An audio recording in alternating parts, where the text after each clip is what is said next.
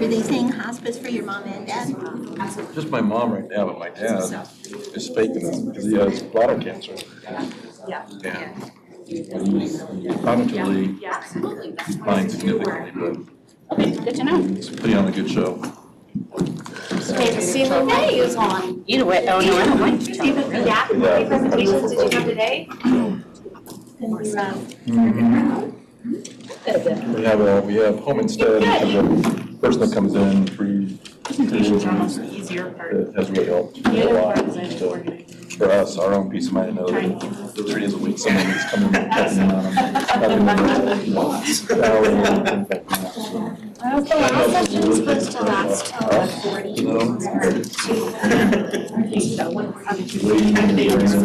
No, navigate, but finding that it's balance funny between because I being put empathetic and sessions just with Monica having to and say, because of the this is progress. what Here's how it needs to be Just to have make sure that. you're healthy. Yeah, yeah. And To make sure you're comfortable. Right, Johnny right. class was like, he goes, And just like healthy, I guess, isn't threatened. No, but, but it's still at a better place, yeah.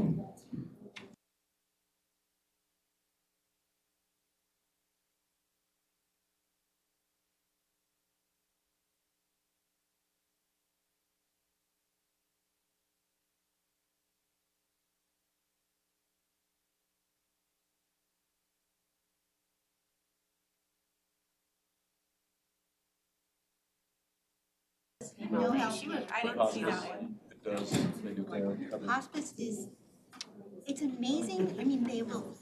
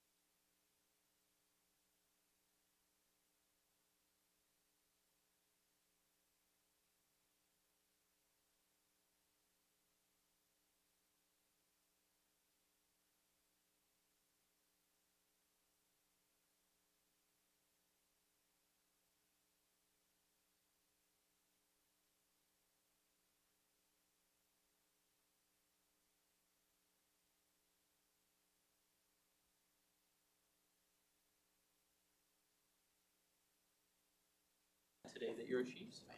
Pretty huge. That's pretty good. Wow. Not a bandwagon Chiefs fan, right?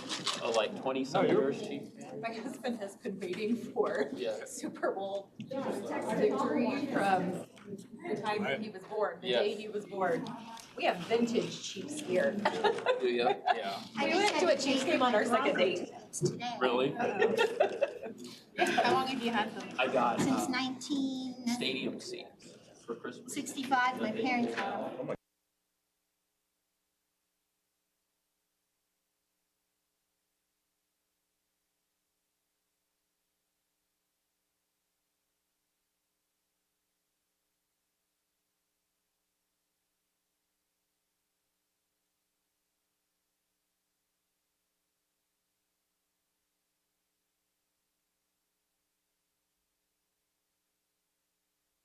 I just think it's just become little. Counting down. Stored up there. It's just way back out. David, sorry, Our neighbor are you a Bronco? smoked something and brought over Jack Stack sauce. He must have ordered it. Take Bronco tickets. Well, you can call me anytime. Are you a Bronco fan? Yes, and I'm Usually like on Sunday. Like once. I'm not one that has to go every single time. You can get it all, but Jack's I will, I've been on the. Pay for him today. Only call me if it's a warm day. What's that? Franchise tax. Miles couldn't go this year because he couldn't walk. I was looking, You know, he's all we over had the that. news, now we'll see if they He take couldn't him walk, to so we trade couldn't him. go. And I ended up with, I don't know, 4 or 5 games that I literally gave away. I couldn't find Chiefs have anybody like to take them. 22 free agents. How do you keep them? Something right there, doesn't It was really bizarre. That never happens. For my family's investigation. It this year. it? No. Right, thank you. Carrie told me about But that. I don't want to give him all. No, I like going once, just enjoy the ambiance. I didn't know. Other than that, I like watching I it on knew. I TV. just want to have them so my kids. You say the ambiance of it, David? What's that? Of the Ambiance Broncos. of going in? There's an Anthony, ambiance. I just had to buy my Don't you Bronco think? tickets today. Don't you think? The south stands? Come on. Well, you're in the, if you go in my tickets, they're in the north stand. Well, then the north, oh, so the wimpy side. Row 14. You want to complain? No beer gets spilled over there, huh? No, and actually, it's like these 2 corner seats that are facing that right into the, so you really kind of don't get bumped or anything. Is Kevin coming? I mean, None of us know. oh, there he is. Kevin's here. Kevin is here. Told you guys, just don't believe me. No.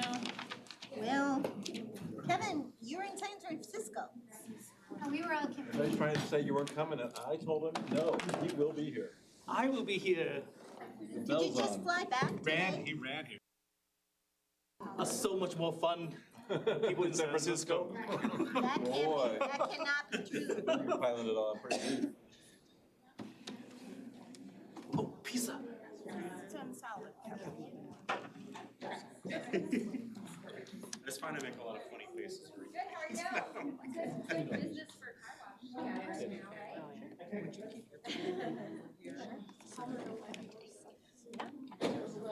Kevin, you can't go to the bathroom if you're late.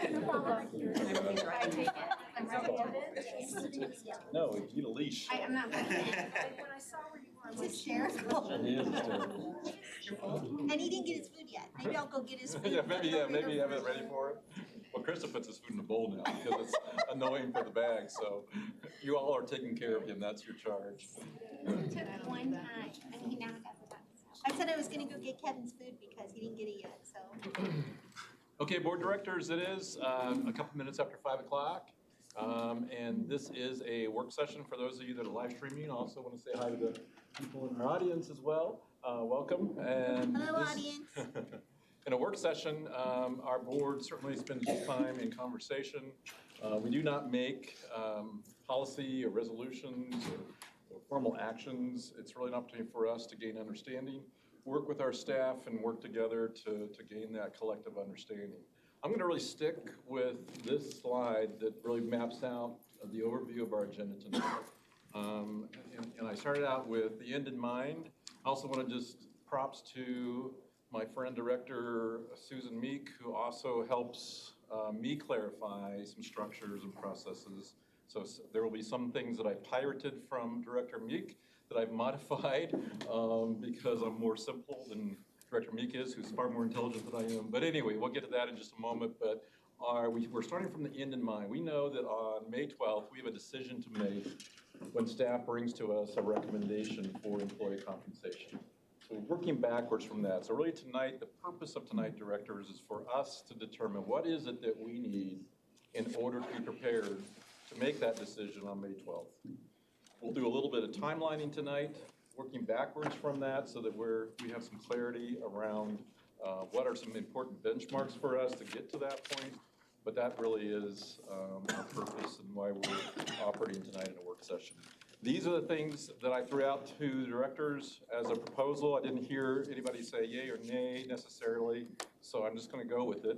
But we want to spend a little time just clarifying what are our expectations in terms of the role we play in the compensation process, as well as helping staff understand what is it that we are needing in order to be able to look at those recommendations in a way that helps us make an informed decision. So we'll spend some time doing that.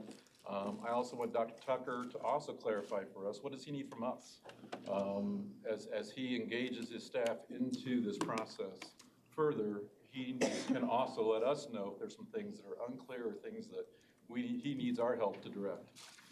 We have staff here, and we'll go around the table in just a minute to introduce ourselves, but staff is here also to help us just understand the current status, kind of build on what we've already done on February 4th when they presented to us.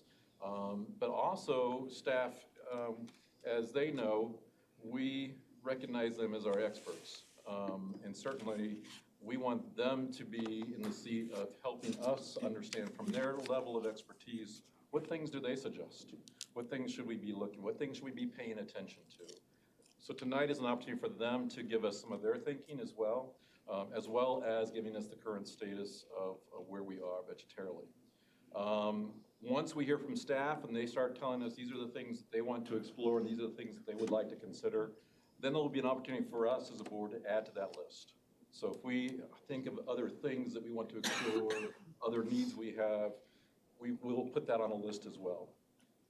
And also at that time, we'll also identify, or Dr. Tucker will help us identify who's the key contact person to take that item or that suggestion, who's that person. And I would also expect Dr. Tucker to push us back and say, you know what, that's a waste of time because one, we're not gonna be able to get that information to you in the next 4 months, or it's not going to be productive because it's not gonna help us resolve the situation. So I also, Dr. Tucker, want you to feel like in this conversation, you can push our thinking as well in terms of things that we may come up with as suggestions. Then, like I said, we will end our meeting by doing some timelining because we know we have about 5 board meetings before this May one, and so we want to benchmark. If we said we wanted this information from staff, what board meeting should we get that? And if that causes us to have to do more community engagement because there's significant changes in operation or staffing or whatnot, we want to put that in our timelining too to say, who do we need to engage because we know there's going to be some changes if that suggestion were to go through.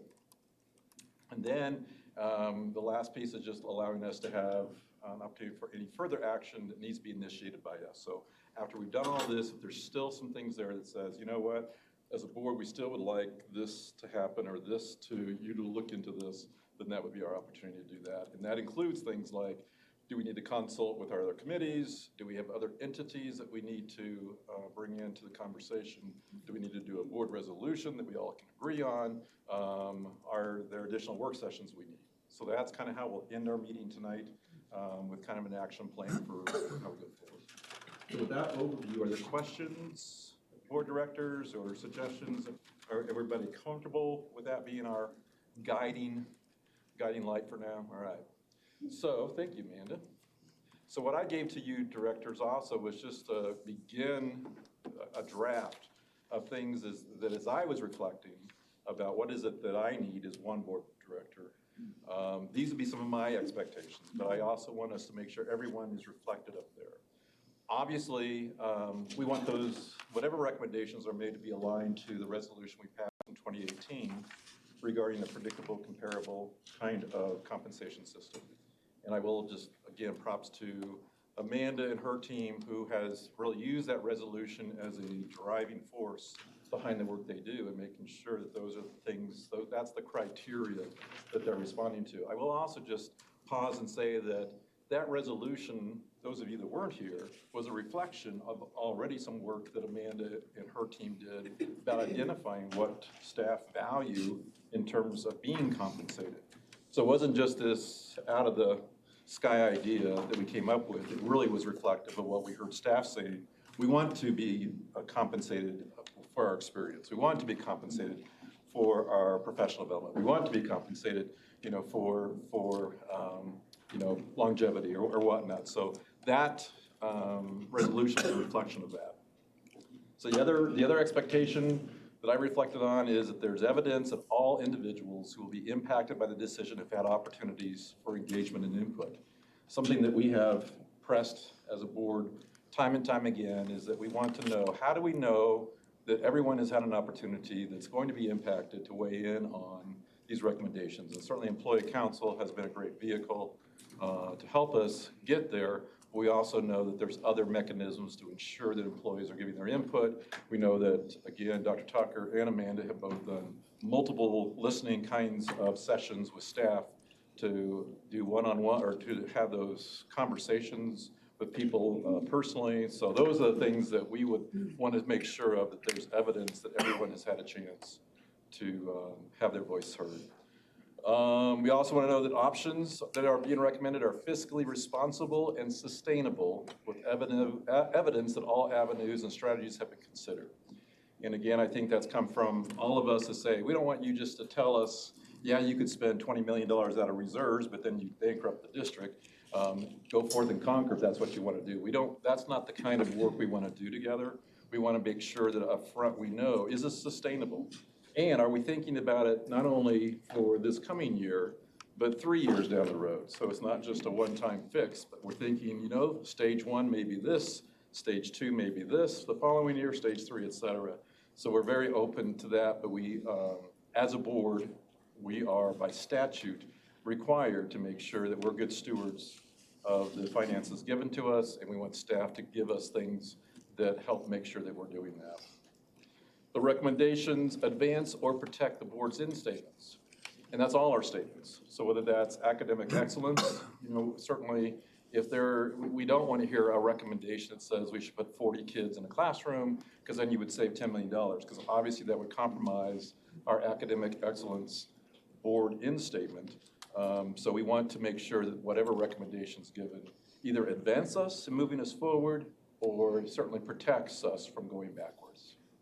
And then, of course, because as a board, our one employee is our superintendent, we want to know that all those recommendations are something that Dr. Tucker says, yes, this is the best we can do. This is the best work we've done to be able to bring this recommendation to you. And so we want our number one employee to be able to provide that with confidence to us. So those are my lists that I started with. And I would even go to the point of saying, you know what, if those 5 things are in place for me, I'm going to vote yay. I don't need to get beyond those, because I feel like that those reflect exactly what I need to feel confident that we're making a good decision. But with that, what's missing, directors? Or is there one up there that you think, not sure that's important to me, or I would modify a word or two to say this? I'm just going to open that up because I want us to get clear on this first. So, directors, it's your turn. Go ahead. Just a couple of questions. I think the resolution that was passed a year or so ago says all employees, and I'm not sure that we've addressed whether that's really what we're talking about right now or not for this decision, so that would be helpful to me. And then And pause there for a second. So when we say it has to align to our resolution, you're absolutely right. It needs to say all employees, because otherwise that'd be a violation of bullet number 1 that assumes that it aligns to that resolution. But I appreciate you emphasizing that's what we're looking at. We know that we're going to do a lot of work with the license part, but the assumption is that it's all employees when we look at a decision. Yeah. and then when evidence that all individuals will be impacted by the decision have had opportunities for engagement and input, this is always really important to me. So just understanding and defining who are the individuals that, I don't want to get to May and then we all have different ideas as to which of those individuals should have engagement opportunities. So I think Sure. it would be helpful to talk about that. And I would just give one interpretation, is that when it says who will be impacted, every employee will be impacted. So unless we've had engagement and opportunities for every employee, we would, to me, again, it wouldn't meet that criteria. So, but I hear what you're saying is that you want more definition in terms of who and how. Not knowing what the recommendations might be, there may be fee increases for parents. Parents would be impacted. I mean, I think it's kind of hard, and for me, I just think outlining, casting a broad net to help people understand would be really helpful. Yeah, I'm going to hold to that word impacted, because it's just what you said, Susan. If we feel like this is impacting students, parents, then that ought to cover that we ought to expect that there's been some engagement with them to give us feedback about that. But I think you're right. We're going to hold firm on who is this impacting, and have they had an opportunity to provide feedback. Yeah, good. What other areas of clarification, again, things that are missing or things that you wish that we would also put up there?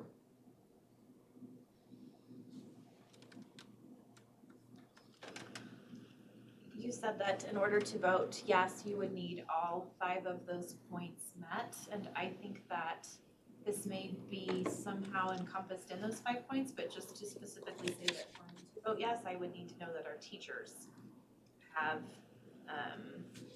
are satisfied with what we have put forward. So again, an impacted group of people certainly are our teachers. And so you'd want to, so is there something more than simply making sure that they've been engaged and they've had input? Yeah, I don't want to disregard their input. Yeah. Do you feel like the second bullet covers that for you, Elizabeth, or do you feel like that there's a stronger way of saying that to reflect your expectation? I think there may be a better way to reflect that, but I don't know that I have the exact bullet point that I would incorporate. But I think that that is a pretty critical piece. We have the superintendent's input, we have the board's end statements. I think that the group that's being impacted the most should have some buy-in. So in some ways, I think what we're doing for staff as they're listening to this conversation is we're interpreting these and we're revealing some of our non-negotiables. And your non-negotiable is, I need to know that staff, that employees, that teachers Right, have and it had does that somewhat opportunity. tie in because I think our compensation ultimately is going to impact our ability to retain the absolute best teachers. Yep. And so, I guess it is included in that regard, but I'd like to see it, if this is the ultimate, if this is a matrix that we're establishing to vote yes or no, I need to have some piece included that says our teachers feel like this system is a system that values them and their role in our district. So there's almost, I'm hearing you, the word I'm hearing you land on, Elizabeth, is something around approval. That it's not just if I give input and I'm engaged, that's one thing. But you also want to know that staff can endorse it, that staff are saying, yes, I recognize this is the best you can do, school district. I mean, there's I don't want to say approval because that's probably too strong of a word since we're the ones by statute that do the approval. But I think that's what you're going down is, whether that's a survey, whether that's a way for us to acknowledge whether staff are in agreement that this is the best we can do. I don't know what that looks like, but I would like to have that piece. So, got it.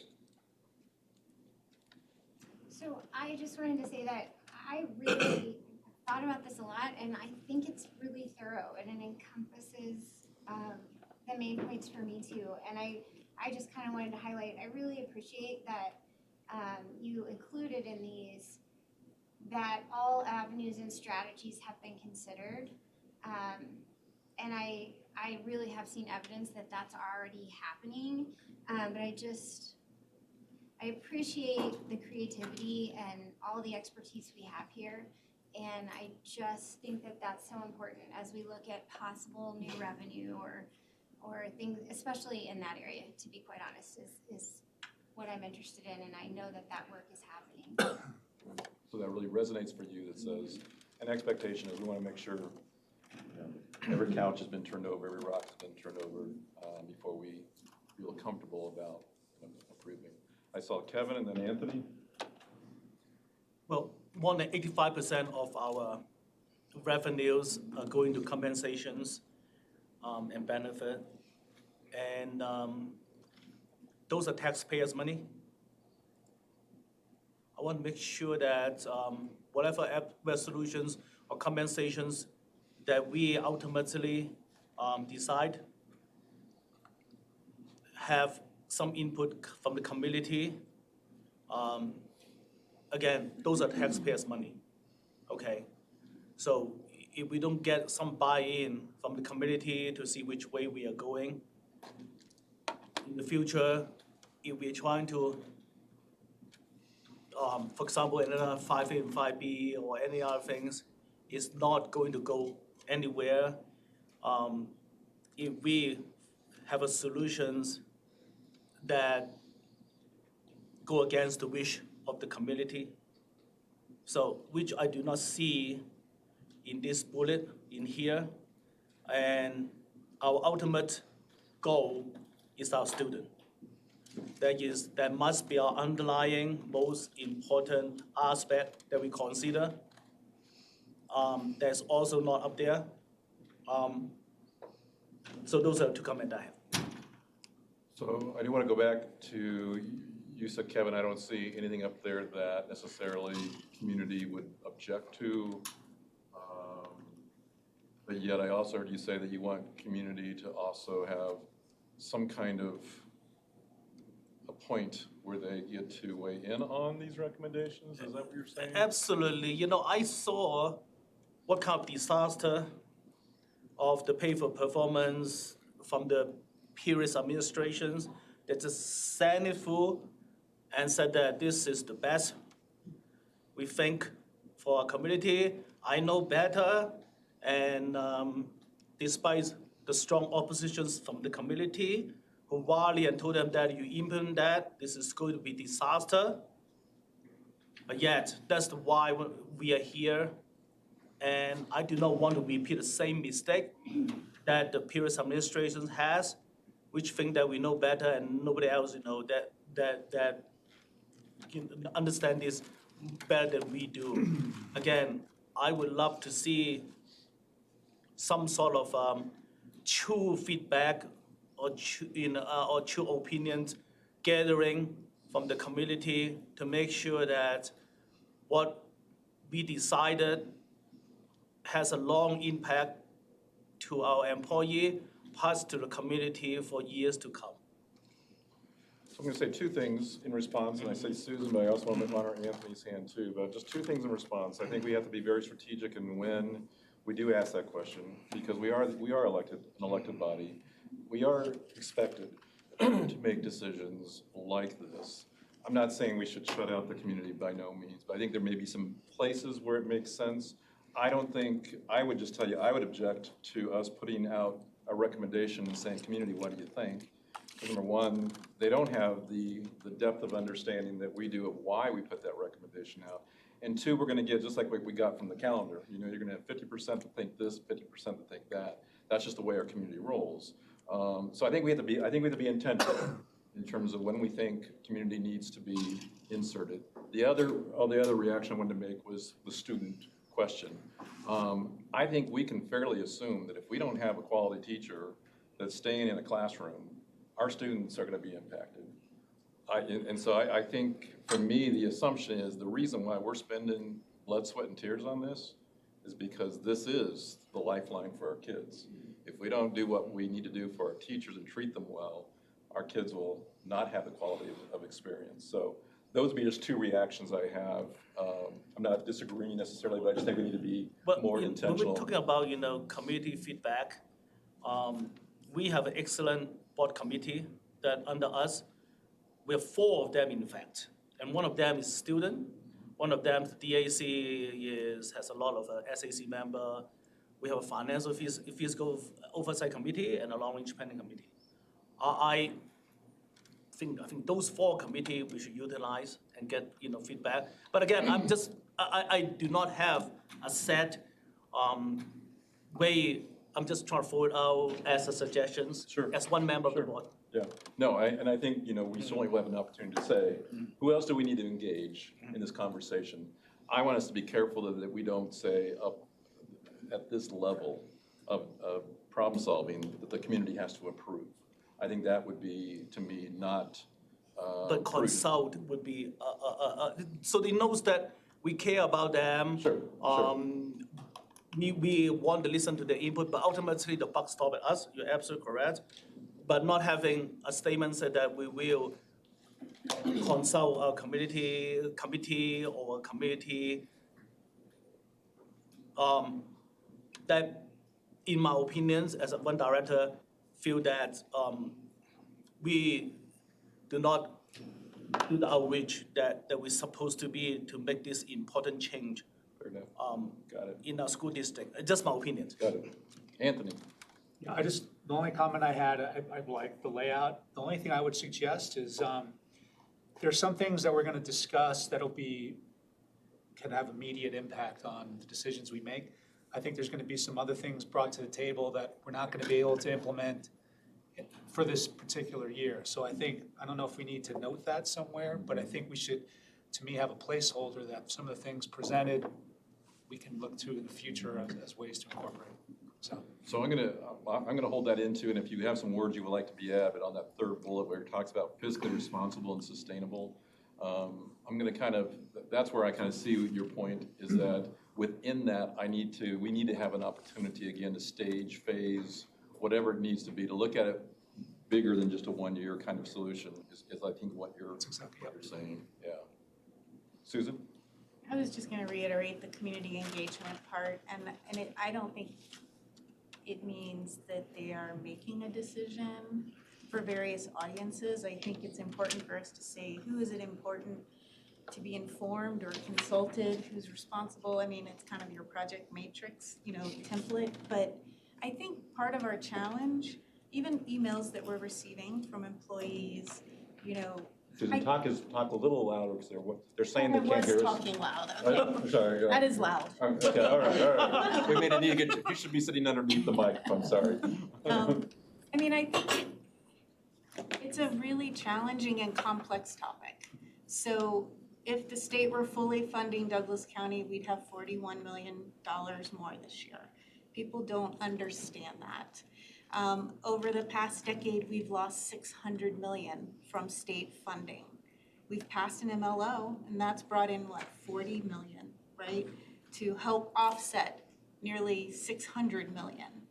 And I think the community doesn't understand that, and they don't understand the challenges. And I think unless we're able to help educate our employees and our community, chambers, and I see the board's role as being this link to many of those outside groups. And I think it is really important for us to think through how we can connect and communicate and engage as we move forward. So maybe in bullet 2, we might add in just something along the lines of evidence that there's been consultation with others, and educational opportunities for others as well, but something that doesn't necessarily say that they're in a role of saying yay or nay like we are, but that we want to see evidence. There's been some kind of consultation or some kind of intentional effort to make sure that people that could provide us with some insight are able to do that. Christina?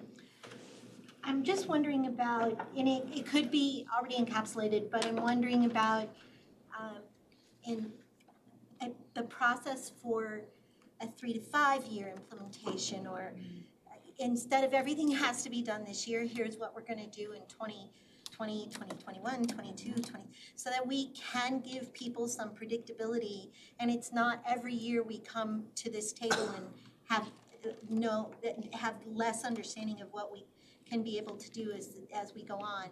Knowing that this does include a lot of things, there are so many things for us to consider, and we have such a huge gap from where we want to be to where we are, that I'd love for us to be able to say, here's where we want to be in 3 to 5, here's how we can get there, but it's going to take step A, step B, step C, step D. Is that in there somehow? Well, I think it's some of what Anthony was advocating for too. So I would say in the third bullet, we probably just need to add something in there that just says, with the understanding that this is we also want a forecast, if you will, over a broader period of time than just 1 year. I think is what you're really wanting to emphasize, and I'm definitely saying as well. So we'll figure out how to include that in bullet 3 just to mirror that. And I wanted to piggyback too on what Director Elizabeth was saying. We can call each other first names because Thank we're in a you. work session, so this is all informal conversation. I'm so good at informal. Thank you. I want to piggyback that. Where can we be sure? And I am being extremely informal in saying if we're going to find out from our employees, I'm not looking for an approval. I'm looking for an assurity that there's deep understanding about the what, the when, the how, the why, and everybody gets it and is feeling comfortable with the process we're taking. And then I guess approval of the steps, but then what if there isn't approval? So I'm just kind of, Yeah. It kind of goes back to that whole notion of evidence, you know, in terms of what we're going to accept as evidence that those that have been impacted really are giving us the input and feedback that we need to feel confident that every voice has been heard, but also that there's acknowledgement the process is understood and agreed. You know, not necessarily that no one's going to appreciate an outcome that doesn't provide me with what I individually need, but we can at least say that the process was fair and it was done with integrity. and I guess that's what I'm really advocating is if we have a predictable process that can come to the table year after year, Sure. that is what I'd like to somehow include. Sure. So really establishing kind of a predictability in terms of our process. Yeah. Well, and we've outlined, we say teachers and staff, that we, in the 2018 resolution, that we regard that as extremely important. But I also would love for us to somehow see a priority list for our strategic plan priorities so that if we are going to look at this initiative, that it's prioritized above other initiatives so that we know what's coming our way. So in another 2 months down the road, we don't have another ask for another big chunk of money when we know this is the first priority. Mm-hmm.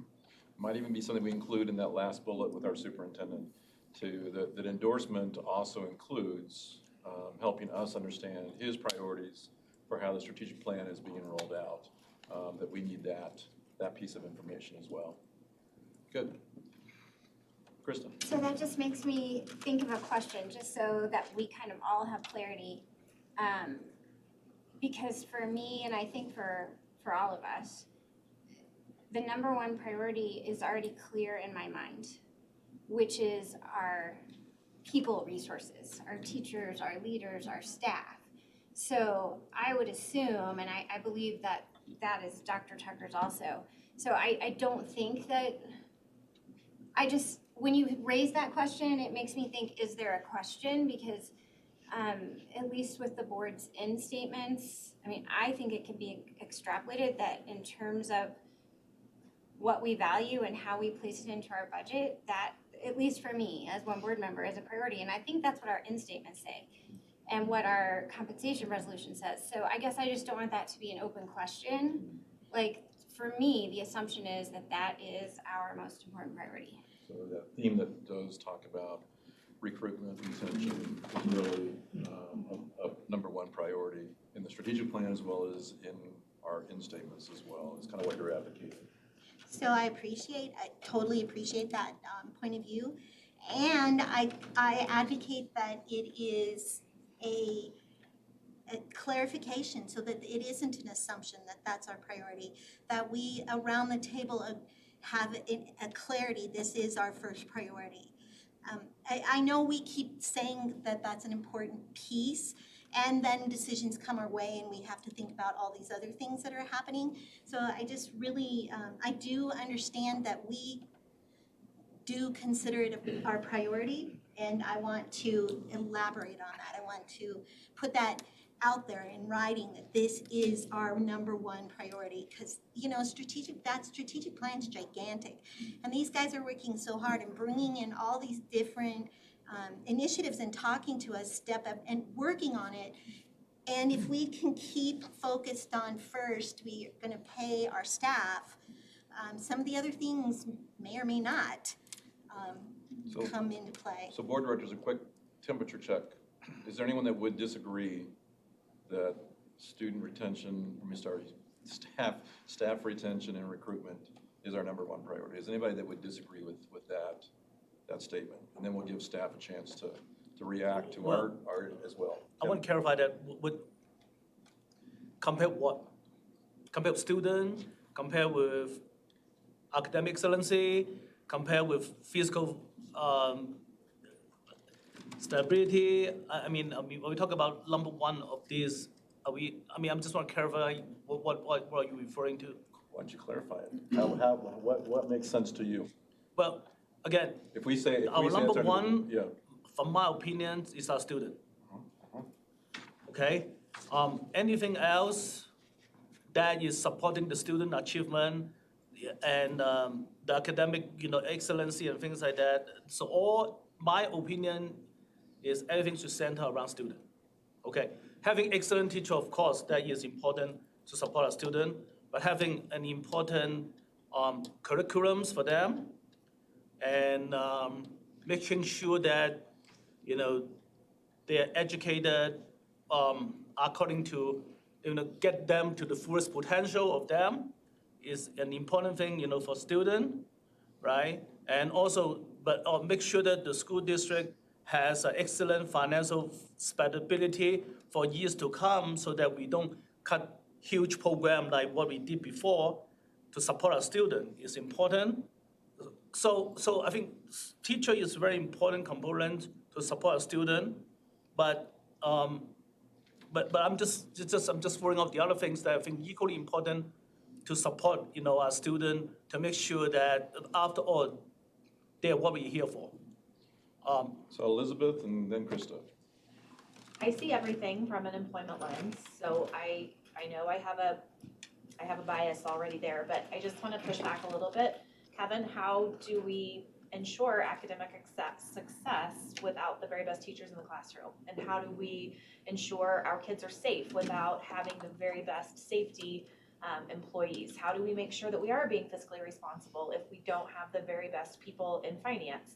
I think everything in our strategic plan ties back to our employees. And I think that we can't have academic success and we can't put our students first without seeing what the actual fundamentals of that, what those fundamentals are. And those fundamentals are the people that are touching their lives on a day-to-day basis. I'm a business owner. Hang on. Okay. Krista?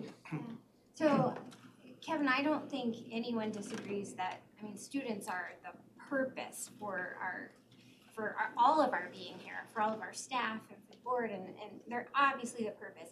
When I think of this question, I'm thinking of how it applies to our budget and what is the most important thing for our students. And I think our budget already says that we value our people resources and understand that they are the most important thing for the success of our students. As you said, 85% of our budget goes to our people. And so I don't even think it's anything that's, I don't know, for me, it's just not a change. It just is what it is. There are definitely things that we have to do, but even when we look at, we have real need in areas of transportation to make things more accessible for our students and equitable for our students. And that really comes down to, from my understanding, that we're now 4th among the metro districts in how we pay our bus drivers. So that goes directly to our students' needs. So I just, for me, the way I think of it, it just isn't a question. It's not an either or. This is always student. So it doesn't need to be, do we value students more than staff or staff? It's always students are at the center.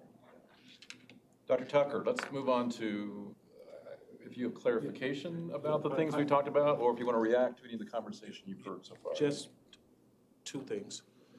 First and foremost, I do appreciate the board, particularly Director Holtzman, putting this in context. The priorities in context in terms of looking at the budget, why the conversation has been around staff and not students. So I think that's hugely important, with the understanding that we're in the student business, and from a budgetary standpoint, the board wants to ensure that we have highly qualified staff, support staff, administrative staff, and teaching staff to ensure that our young people are college, career, and life ready. So I do appreciate that context. I do have a concern, actually a serious concern, because it appears, let's go to bullet point 2, where it says that there's evidence that all individuals who will be impacted by the decision have had opportunities for engagement and input. Now, we can ensure that. Later on in the presentation, Amanda will go through the plethora of opportunities staff members have had to participate, and we as educated adults have to take on some responsibility to take advantage of these opportunities. I cannot guarantee that folks will be satisfied with the recommendations we made, or they've been satisfied with the opportunities that they've been given. Which I think is a great clarifying point, Dr. Tucker, is that when we say have had opportunities, that doesn't mean 100% participation. Because you're right, because the adult has to make that responsibility to take advantage of the opportunity. So you're just really emphasizing that that's what is meant there. Okay. Is the opportunity has been given, can't guarantee that everybody's going to take advantage of it. Or folks are satisfied with all the opportunities when we began to look at it, because we kept copious notes of all the opportunities that have been presented. So those are the only two comments I have. If the board uses this to drive our decision-making on May, is there anything else up there that you're wondering about that is either not a deliverable or not a criteria that you feel like is reasonable? Or are we missing something that you feel like staff does think about that we had? Yeah, I think we need to ensure that whatever, and Director Chancho-Shore pointed that out, and the other directors certainly chimed in, that it's sustainable and affordable. And we can go from year 1 to year 2, year 3. And I'll have a greater conversation about that when we get to the options and our recommendation. I'm going to look through this list one more time. Yeah. And certainly I heard a message, again, from many that say, we recognize this is not a one-year fix, but it really does have to be, we have to forecast and stage and phase and all that kind of stuff to get there. So I hear you reiterating that's a need to. And getting to a point and having a very transparent and open conversation, getting to the point where there is an infusion of money. When I talked about in 2018, reasonable requests at reasonable intervals, that's the only way this can be affordable and sustainable. Very good. Anything else, Thomas, as we move into using this as kind of our map, if you will, to start really getting deeper in terms of things that, data we need and hearing from staff. Anything else there that you are questioning or feel like maybe? No, it looks good. I think this is fair. Each member of the team here has looked over this multiple times, and I think it's fair, and I'll certainly ask our folks to chime in. Staff, any reactions, any other additions? All right, you guys comfortable with this? Moving forward. All right, so next on our agenda then is to move into having staff really talk to us about the current status. Talk about things you've been thinking about as you look at the dilemma that obviously you presented to us on February 4th. We'd just like to hear from you guys, and use whatever you need to talk to us about that. So I don't know, Colleen, is this, or Amanda, I don't know which one is it Amanda? Are you jumping in? All right. I'm jumping in. Go for it. May I just ask a clarifying question before we move on? Are these 5 points, I want to make sure we leave tonight with a very clear idea of where we're going, and we had an opportunity to all chime in and we shared some different ideas. Is this a final draft? What do we do from here? What are the steps to implement the different suggestions? I just want to make sure that we all agree on the ultimate framework that we're going to be making a decision under. Well, and I'll tell you what I think, and is that we need to have a resolution from the board that says these are our expectations of what we expect to happen between now and May. And I will just emphasize again that I think that as a board, that's how we make decisions, that's how we direct our employee. So my thinking would be is that I would do some wordsmithing according to what I heard tonight, dump it into a resolution, and bring it to the March 10th to make sure we are approving that these are the things we're looking for as we move forward. May I just ask if everyone, Sure. if that is an idea that works for everyone, just to make sure we don't have another situation where, while we have this opportunity to talk through anything we disagree about, I want to make sure we're taking full advantage of our time. So the question would be, if a resolution comes before you that have these expectations on it, are there any concerns about considering that resolution at our next meeting? I would support this, tweaked or whatever. It's very different than what we talked about the last board meeting. This, to me, I'm okay, I'm behind this. Yep. Susan has a thumbs up. Christina? My only question, and it might not fit in here at all, so just help me know where it goes. The language retain and recruit, we always have recruit before retain, and I want to put retain before recruit. So you want to change our in statements, Director Takashore? So No, I want to change the priority of. And I understand you're assuming that what the first word is the priority. I would just say if you feel that we need to change our in statements, that would need to be an action from the board again. Yeah, And we hear you wouldn't- loud and clear that you feel like retention is the hallmark of that statement, but. And I don't know how that fits into a resolution. I can support all 5 of these points. I just want to make the point that retention, Is what you're prioritize after. over recruitment. Is there a way to, sorry, blurted. I'm not sure that we're all on the same page with what level of teacher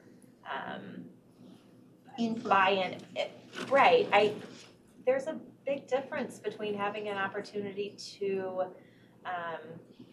sit in a meeting and hear what the options are, and it's a very different conversation to actually get feedback, and it's even one step further to say, this is good, this feels fair, and I understand that you have done the best that you can with the resources you have available, and this, I'm satisfied with this. May not be happy, there's not a teacher in the world that would be overly joyed with a salary in our situation, but My suggestion is those of you that have strong feelings about how to emphasize that point, or how you want to quantify it, if you will, that you start working on some statements. That you give those to me, that we can test those out and include those in the resolution. Because I really want to reflect the strength, the passion that you have regarding that. So if you guys will start doing some wordsmithing and throw it out before that meeting, that would be helpful. I'm happy to. Is there feedback that is going to, is there anyone who disagrees with the general concept or has a way to approach it a little differently? In general concept, what? In terms of the teacher, the degree of how we define evidence of teacher input. I think Susan raised her hand first. I have a questions after that. So why did you jump in there when she raised her hand? I saw Elizabeth did that. I thought it's okay. Well, it wasn't really on this question. What I was going to ask was, is it worth us spending a little bit of time talking about whether we feel like we need to prioritize new hires or other groups that are being impacted? I don't know if having a conversation around that right now might alleviate concern later.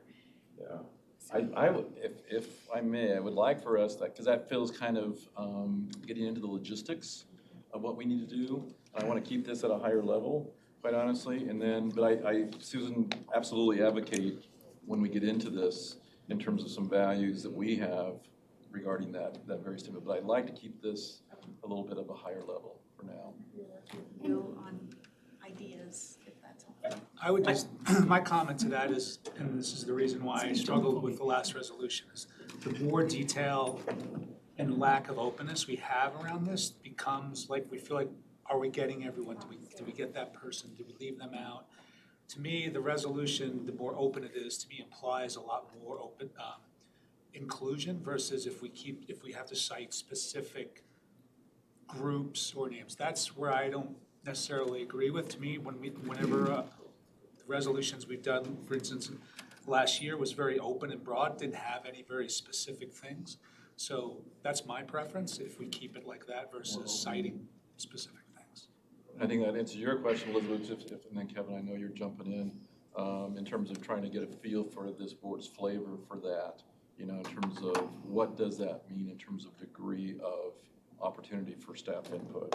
And I think you're hearing from Anthony says, I don't want it to be so closed that, that it's like every single person has to have a vote or a ballot, that we have that kind of evidence. So I think he's advocating for more of an open-ended way to address that question and being cautious for us not to box it in too much, so. Well, I also struggle with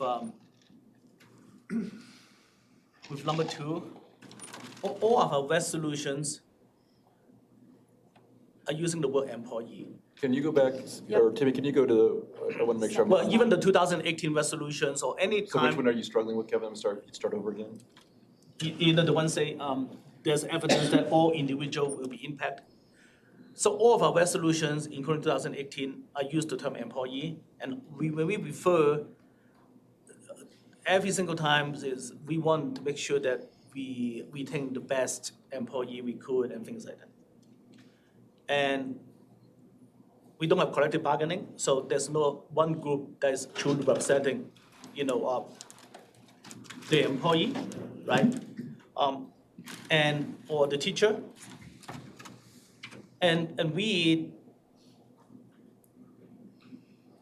right now are only talking about compensation for teacher, which is around, or we talk about even classified and non-classified everybody. I think we established that early on this, Right. tonight, is that the recommendation that we get in May is on everybody. Okay, it's for So- everybody. So tonight, we may be honing in on the licensed staff, but May compensation recommendations, everybody. Okay, so it's much more clear because even the last time, I only see that letter, step and letter is only for the teacher, and I don't realize that we are going to take a vote for every single employee in the district. But still, I have reservations about how you can truly get the input. Guess what? We don't have to worry about that, because all we say is we Right. expect it, and Right. staff is the one that has to show us some assurance that that's happened. So. All right, staff, I'm sorry, Amanda, I'm sorry, Elizabeth? I just want to raise a question. If we always use very high-level resolutions, it's very hard to hold anyone accountable. And it's very hard to measure whether that resolution has in fact been achieved or not. And I understand that it is a significantly larger task to say we have 80% of teachers who think this is a great plan, rather than saying a broad sweep, we have evidence that those impacted have been a part of the decision. And I'm not sure that I can get on board with continuing very broad sweep resolutions. Which, in a policy governance model, that's the negotiation piece in terms of clarity. So if Dr. Tucker, if he wants to bring something to us in May, he knows he's got to make sure that you, Elizabeth, are reassured that there's some kind of metric in place to measure the things that we've said in these statements.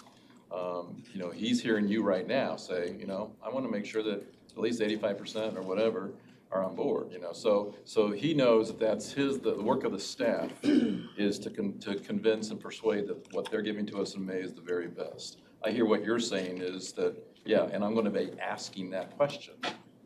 As part of my ability to vote, I need to know, specifically what did you do to make sure that there's evidence that occurred, right? So I think it's a negotiation process that we're in. I think we stay at that level that says, here's our expectation. Staff then asks us for clarity. So when you say, that you want it to be aligned with the 2018 resolution, did you mean this? And we verify that. But you're right. Hopefully we won't come to May and all of a sudden go, whoa, you're way off track. And I think it's some of the communication we're going to have tonight is to begin benchmarking. Okay, so what are some data points that we need presented to the board as we go through the process? Because it would make no sense for us to end this session tonight and say, okay, we've got our expectations, we'll wait to see what happens in May. So we will actually, timeline and benchmark specific things like you're asking for so that you're not blindsided in May with something you think, whoa, that wasn't even close. I want a clarification in terms of what I need from the board. I want to make sure, and I raised this a few minutes ago, am I hearing that Director Hanson wants assurance that 85% of staff members agree with this? I just threw that number Okay. out to make an example of how it's easier to measure when we give a specific direction rather than a very abstract direction of make sure we've engaged everyone. Because every one of us, of the 7 of us, and everyone sitting at the table doing the work is going to interpret something that broad very differently. And it's unfair to you and it's unfair to the staff to give you very broad directions without any end goals, because you are wasting your time trying to chase down something that you think we want. And I think rather, I just see it as a more effective approach for us to give more specifics rather than asking you something so broad and assuming that you will come to us to clarify. We're going to talk about our engagement processes. And again, when we looked at the things that particularly came from David, again, it was about ensuring people had opportunities to be engaged and not be satisfied with this option. I mean, I guess we could, without getting into contract negotiations, and we'll certainly talk with our legal experts to ensure that we're not engaging in collective bargaining in terms of trying to get a certain percentage of our folks. We'll make sure that we do everything we can to provide that. And the second thing I need clarification on, and the team, I should say, tonight, hopefully we can leave here with a target number. What is the target number? How many millions of dollars can the board, I mean, because that will certainly give us a direction in terms of we are going to use for compensation. And I do appreciate the clarity that we're not just talking about our certified teaching staff, we're talking about all staff. And I guess I would just clarify that leaving the resolution broad and then having metrics and measurements in the conversation and throughout the process. When we have a process that shows us the metrics, that clarifies it for everybody, and it leaves the resolution broad enough that it enables the staff to do their work, is how I see it. And that's, yeah, I think that's well said. I think resolution triggers the work to be done. And then there's the metrics that we're asking for Right. have the specifics. Yeah, because I don't think there's a possibility of 7 of us coming to an agreement with a percentage of what we're saying. So I think it's unfair for us to What even- gives you that idea? Yeah. You want me to go down that road? Not really. Okay. So I think we need to give staff, we need to empower staff with, they know what we're expecting, to be confident that the decision's the best that can be made. I hear what you're saying is that you want to be able to celebrate and say, you hit the target. And I think they will also then be checking in with us to say, here's what, the best we can do is tell you that we did this with staff engagement. And if we don't think it's good enough, then we have to explain. So I do want to get into the staff's presentation as we move on. And so if you guys are okay to push on a little bit, Amanda, take it away. There, okay. So this agenda just outlines our section of this, which is just a repeat of what you featured in the previous slide. As you know, I've said in many presentations, we have multiple layers of how we ground our work. One is the beacon of our Board of Education goals. And this is Strategic Initiative 1A out of Theme 6, which looks a lot like our board resolution. Again, another review, knowing you've memorized it, as have we. We've internalized it. Paired with that, we also have our board resolution. I think I skipped it. And our board resolution is in here. And again, it's the affordable, sustainable experience, longevity, all of those items. As you stated earlier, we agree that's been our guiding point in helping us begin and continue this work. So this has also been shared previously, but it's just important for anyone watching or just conversation around the room. This is a review of the work done so far on a high level. So in order to get where we are today, again, we celebrate the 3,600 around 3,600 licensed employees support and collaboration in gathering their employee data. That is allowing us to see upon any option we bring forward what those implications are and how that overlays across any schedule options or samples shared. We continue to work with employee council and our consultant around various salary structures. Happy to share, we have another meeting this Monday with our employee council, and then the following Monday after that, I believe. So we have a couple of work sessions coming to continue that work, and we'll share a little bit more about that. You'll see also around our 8 licensed input sessions, our superintendent outreach meetings this year as well. We had some last year, but we've completed 2 of the 4. There's another one coming up in March, and we most recently had one, I believe it was Monday night out at Cimarron. And as you know, Greenway Strategy did a survey or worked with us on a survey for the initial work to all licensed employees. And then we'll continue to work with our finance group and HR group. We're so grateful for your partnership around various sample options with our employee data. Mary? Okay, so you've seen the work that's been done in the past, and we have a whole list of ongoing work that's continuing, one of which is to review and analyze the feedback that's coming into the compensation feedback group. That's the email address we sent out to all staff to provide us with feedback. We've been working to identify themes that are showing up in the responses coming into that email group. The other ongoing work, you're going to see some of the results tonight. That's developing some additional sample schedules to show you, determining the impact to the employees, talking about an implementation plan and phasing, and to determine the cost of implementation. So you'll see that work tonight. And then, as Amanda said, continued collaboration with our employee council and our consultants.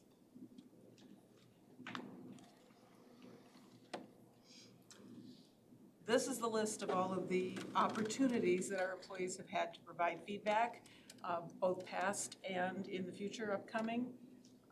If you count the ones that have happened in the past, I just did a quick count, it's 26 sessions, including the opportunity to fill out the survey that went out for employees to give us their feedback. And there's another 7 opportunities yet coming up in the near future, including the superintendent outreach meetings, the employee council meetings, the employee council compensation subgroup that we have, all of the licensed input sessions that we had, that we were able to provide when the weather cooperated. We had some challenges. Mary, can I stop you for just, you just said there's a survey currently being put out to employees? No, this is the survey that went in the past. That we, okay. I thought you said there was a recent. No, as a result of the employee council recommendation, when we had the meetings coming up for employees, employee council suggested putting out a survey. We thought it was a great idea, managed to get it out, and got a pretty good response rate according to the Greenway Group when they analyzed that survey. The most recent is down in the bottom right corner, the compensation feedback email address as another avenue for our employees to provide us with feedback. As I said before, we're looking at the themes that we're finding in that feedback, and as well as the upcoming sessions. But we talked to the principals at their input sessions, we've talked to teachers, given lots of opportunities for our staff to give us input. And Mary, and thanks for joining us with the superintendent outreach meetings. Those meetings are open to all staff in the district and community members. And we hope that wherever we have those meetings, whether it's in an auditorium or in a media center, that those sessions are packed. So we're going to continue trying to get more people involved in attending these meetings. Can I ask what the attendance was at the Cimarron meeting that was just last week? Very low. I think we're under, not counting staff, maybe 5 or 6 people. And we're using communication strategies. I've also talked with Callie about what we can do to get more of our staff members coming to these outreach sessions. I don't know whether it's the weather or what have you. We had better numbers last year, but we'll continue working with communication to market these meetings. The agenda for those meetings? The meetings are wide open. There's no agenda, it's just You can come in and these are opportunities for us to sit back as community members and talk about whatever items that they want to discuss. And the license input sessions that you've mentioned, what's the agenda for those? Just The licensed input sessions, the ones that occurred in October, that was on the initial compensation input. So it was asking individuals, so I'm happy to share more information on that. And a lot of the questions were open-ended where they can share, our licensed employees could share what they valued in terms of additional pays or items that impact a salary schedule or impact compensation. And as you can imagine, last year, the big topic with my outreach meetings centered around safety and security. In these meetings, what's not up there, we also have these input sessions primarily targeting families, community members during the summer as well at local restaurants. is it okay to kind of ask questions right now, or do you want to wait? I can- about this. Okay, I'm happy to go back at the end and we go through, does that work? Okay, thank you. Formatting, messed up. I apologize for that. It was not this way earlier today. I have to say, I forgot to introduce our staff around the table.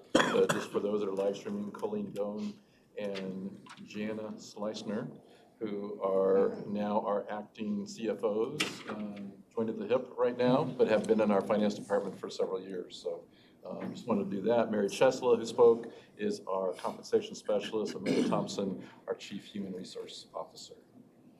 Go ahead, Colleen. All right, so I apologize in advance that the formatting appeared to break when that was converted out of Google Slides. But I will walk through the numbers just so that you can see how it translates. So this is an update on the planned use of our new revenue and where we stand in terms of total new ongoing dollars available. It is a slight change from what previous CFO Smith provided a few weeks ago, but I wanted to provide you with the most current information so that you have most current numbers to make decisions off of. So to begin with, our projected increase to our district share per pupil revenue is approximately $10.9 million. This is an increase from what was provided a few weeks ago because Colorado Department of Education has run new numbers as of February, and they put in a $20 per pupil increase for us. So that's good news. What was the number prior? So it was $84.10, and now we're looking at $84.30 as of February. So was it 10.2 million previously? Oh, yes, I'm sorry, you're talking about that number, yes. And then I added in a new revenue line, which is a projected increase to our district's share of our state categorical. This is because the categorical revenue is part of the School Finance Act, and we do know from the preliminary number runs and conversations with CDE that they do anticipate that, as in past years, will be tied to inflation, and so we wanted to reflect that those numbers would be going up as well. So when we get down to what we have already committed to spend, we have a projected loss of neighborhood funded pupil count of 4.3 million. That is a slight change as well because through just process improvement and collaboration amongst departments, we have updated our neighborhood funded pupil count projection for the upcoming year. So there was a slight change there, which is why that number has slightly changed. And when you say those changes, Colleen, can you reference what we thought they were before? I do not have that one right now. It's 4.8. Thank you, 4.8. Thank you. Thank you. The next line is the loss of district share of mill levy overrides. That number has not changed, and that is essentially with a fixed total mill, and as we have an increased number of students at charter schools compared to district-run schools, the charter share of the mill levy override increases. So it's a loss essentially of the mill levy override to our district-run schools. We then have in there an increase to special education school-based staffing. And one thing to note about that is this is just our certified staffing out in schools. We have not finalized the classified educational assistant staffing yet. That will come in April. So this is just known certified increases based upon student needs. We also have in there the increased employer share of the para rate. So this is because the para rate is going from 20.4% to 20.9%. That is just the employer-paid portion. On top of this, there is an employee portion of para, so that's something that's important to know, that is paid by the employee in addition. And then I've added in a new line for $800,000 of increase to site-based budget allocations. This is because in early February, we were still finalizing our SBB, and in order to maintain the planned $4 million of highly impacted funds, we had additional resources to pass out. So we increased that by $800,000 year-over-year total SBB in order to maintain $4 million in highly impacted. With that, our total available new revenue is $3 million. So those are the changes, kind of walking through why it was $2 million and now it's $3 million. Please note that this $3 million does not include any pay increases. So a 1% pay increase is approximately $3.9 million. It does not contemplate implementation of a step and lane schedule, and it does not include any strategic plan related expenses. Which, Colleen, would be similar to what we shared previously. Correct. Same assumptions. So the next slide, I wanted to show you how we compare to our peers in terms of additional resources available. So as you know, we have a quality override, and many of our peer districts do as well. So just a sample of 5 districts on the Front Range, and it's on a per pupil basis. So I wanted to break this down on a per pupil, how much our peer districts have in mill levy override, because that provides a more meaningful perspective for a school than looking at the grand total, because we all have different numbers of enrollment. So if Douglas County School District were to have the same mill levy override per pupil as Cherry Creek School District, we would have an additional $69 million annually. So this is important to note because as all of the school districts are spending the majority of their dollars on compensation, this difference allows for some of that difference in how much compensation is going out to the various employee groups. Can I go back to that for just a minute, Colleen? I don't know, Elizabeth, if you have your stat, because I think your stat was pretty even more clear about how much more mill levy dollars can be invested into a teacher.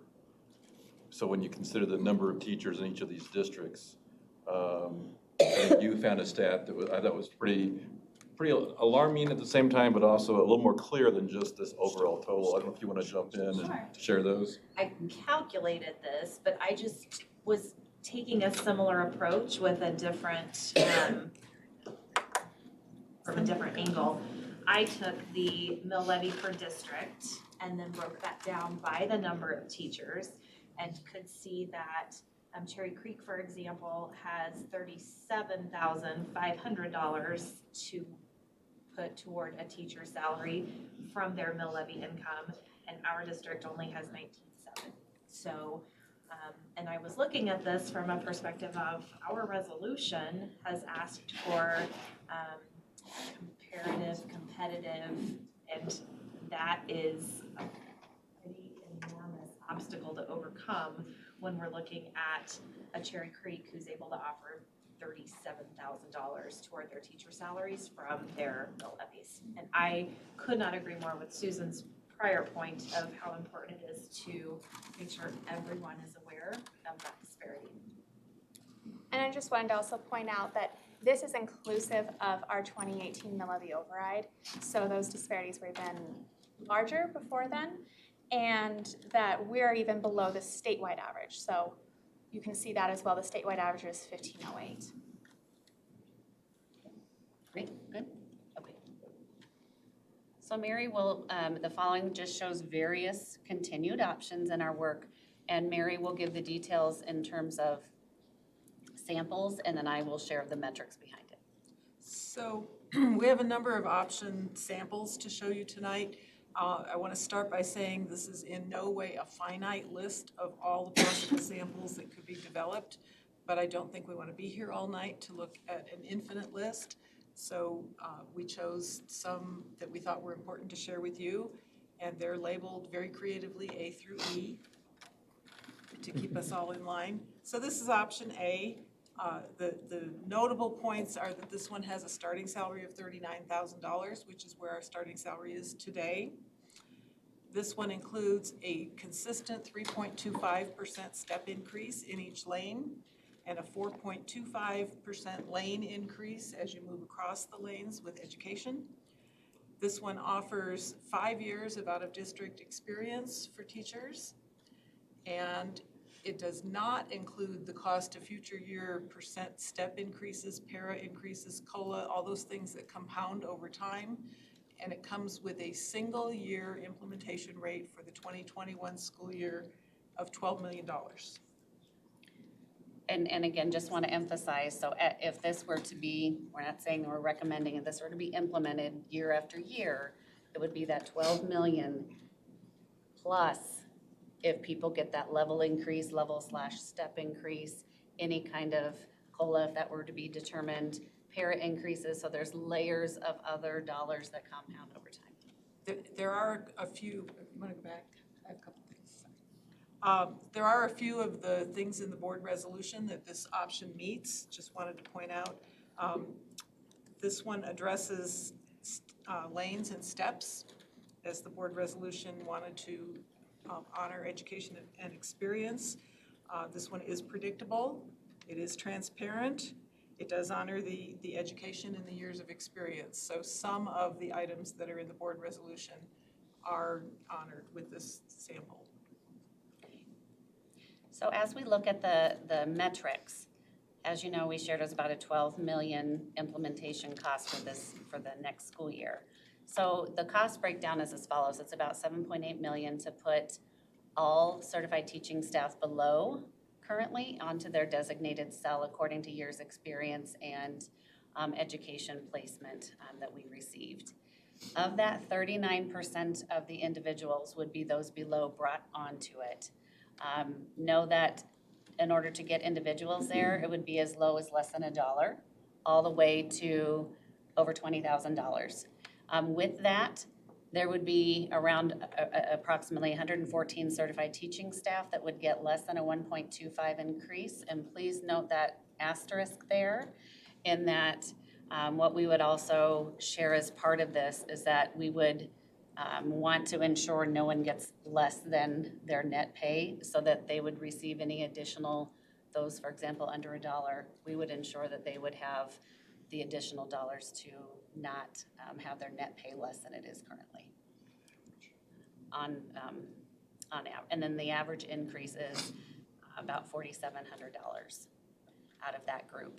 Of that, inclusive is 2.3 million for the para employee contribution increases that our former CFO and our current supporters have talked of, and then we'd want to ensure that we provided that to ensure no one has their net pay different than it is now.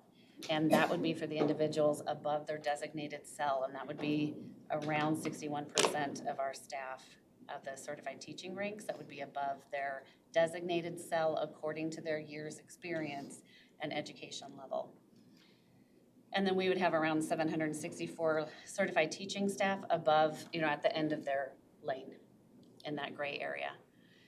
If we were to place only new certified teaching hires on the schedule, it'd be around 335,000.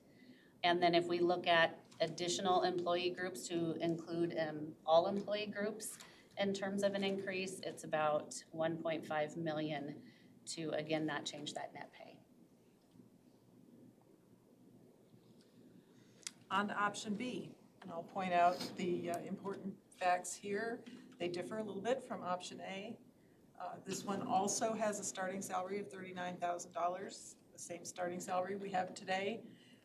The steps change a little bit on this one to 3.1%, and the lane increases go to 3.75%.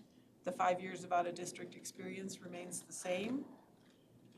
As I said before, this does not include the cost of the future years compounding increases, the percentage increases, COLA, lane movement, para, all of those things. And this option comes with a 2021 implementation cost of $11.9 million. If we look at the metrics around this option, it's 11.9 million, as Mary shared. again, 8 million to place all who are below their designated cell on the schedule onto their designated cell for years' experience and education. 41% of our certified teaching staff would be those individuals. The largest increase is around 29,000 with an average increase of $4,700 approximately.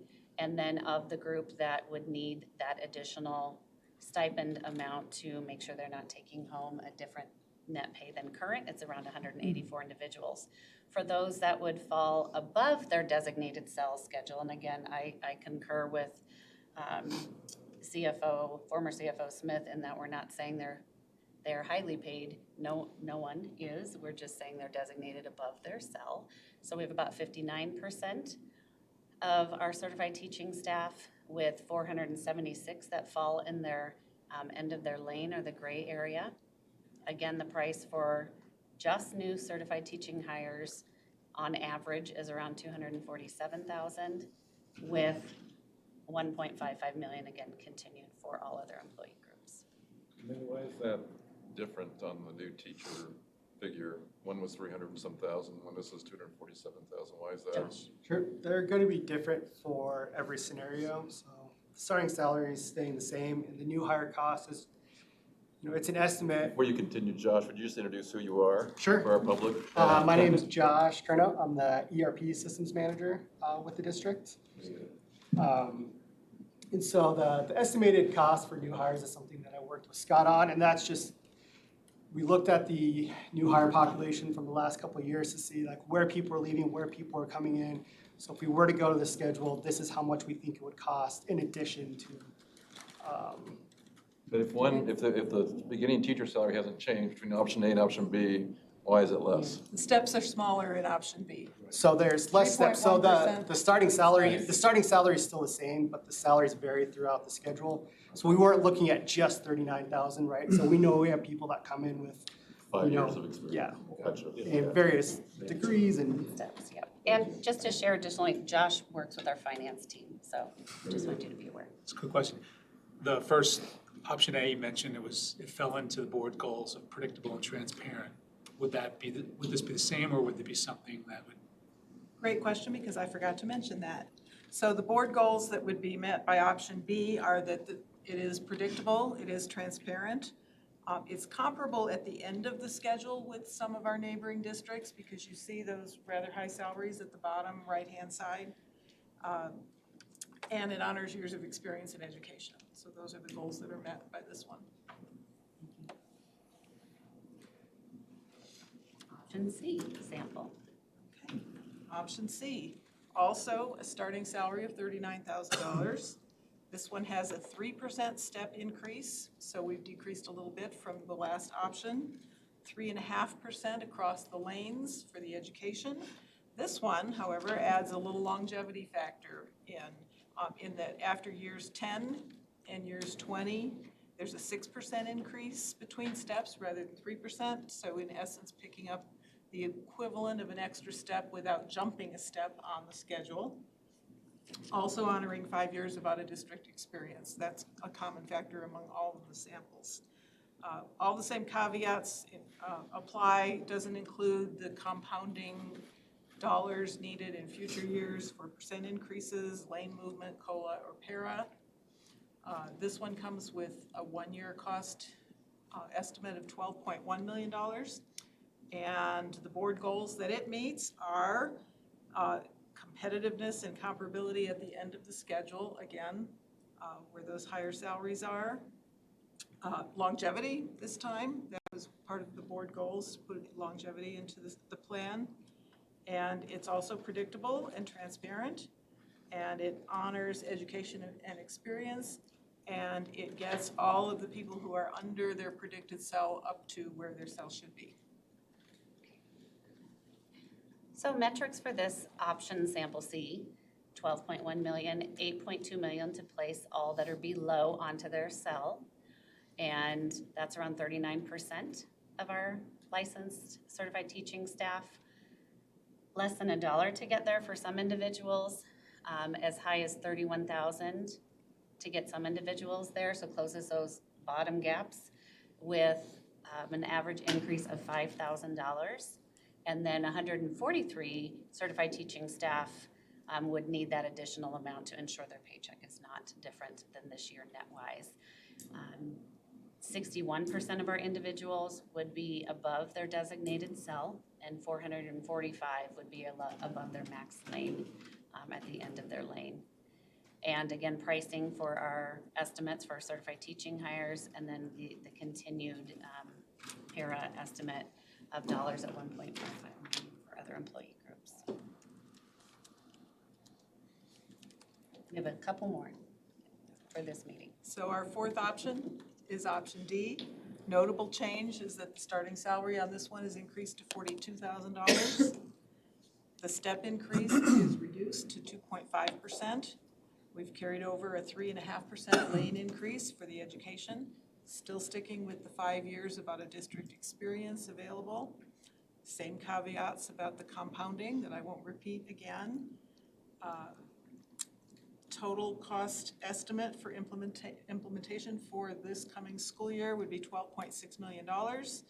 And the board goals that it meets are, we're starting to impact recruitment by increasing the starting salary.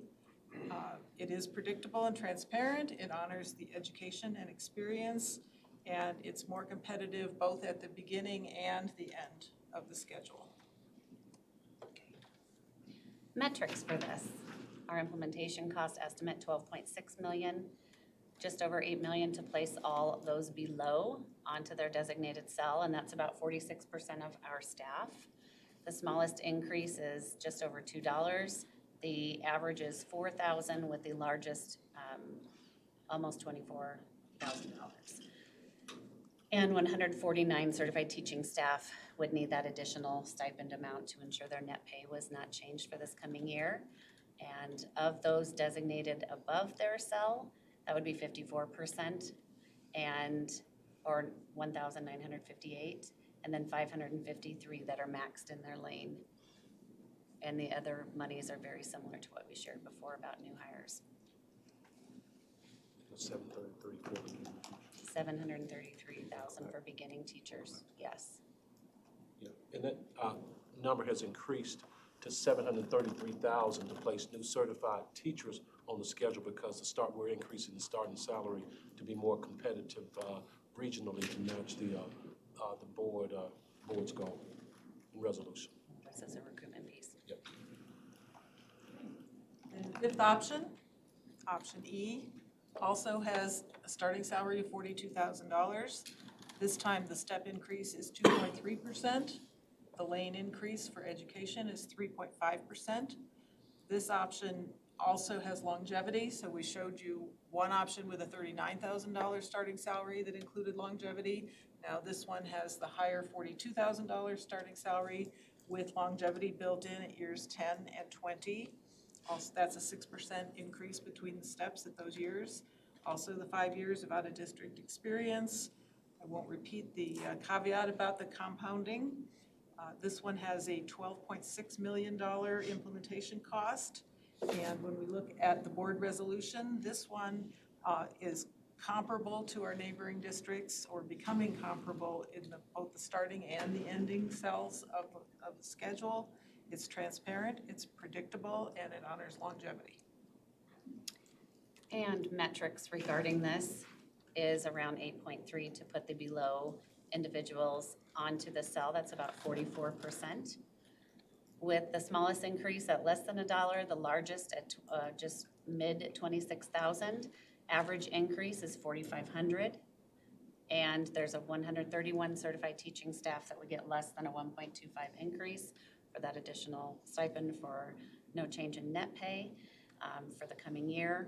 2.1 million for the para-employee contribution increase for those that are above their cell, and that is around 56% of the certified teaching staff, with 524 individuals maxed in their lane or above, and then 689,000 to put new certified teaching hires on the schedule, and the same amount as in the past, 1.55 million approximately for the para-employee contribution for all their employee groups.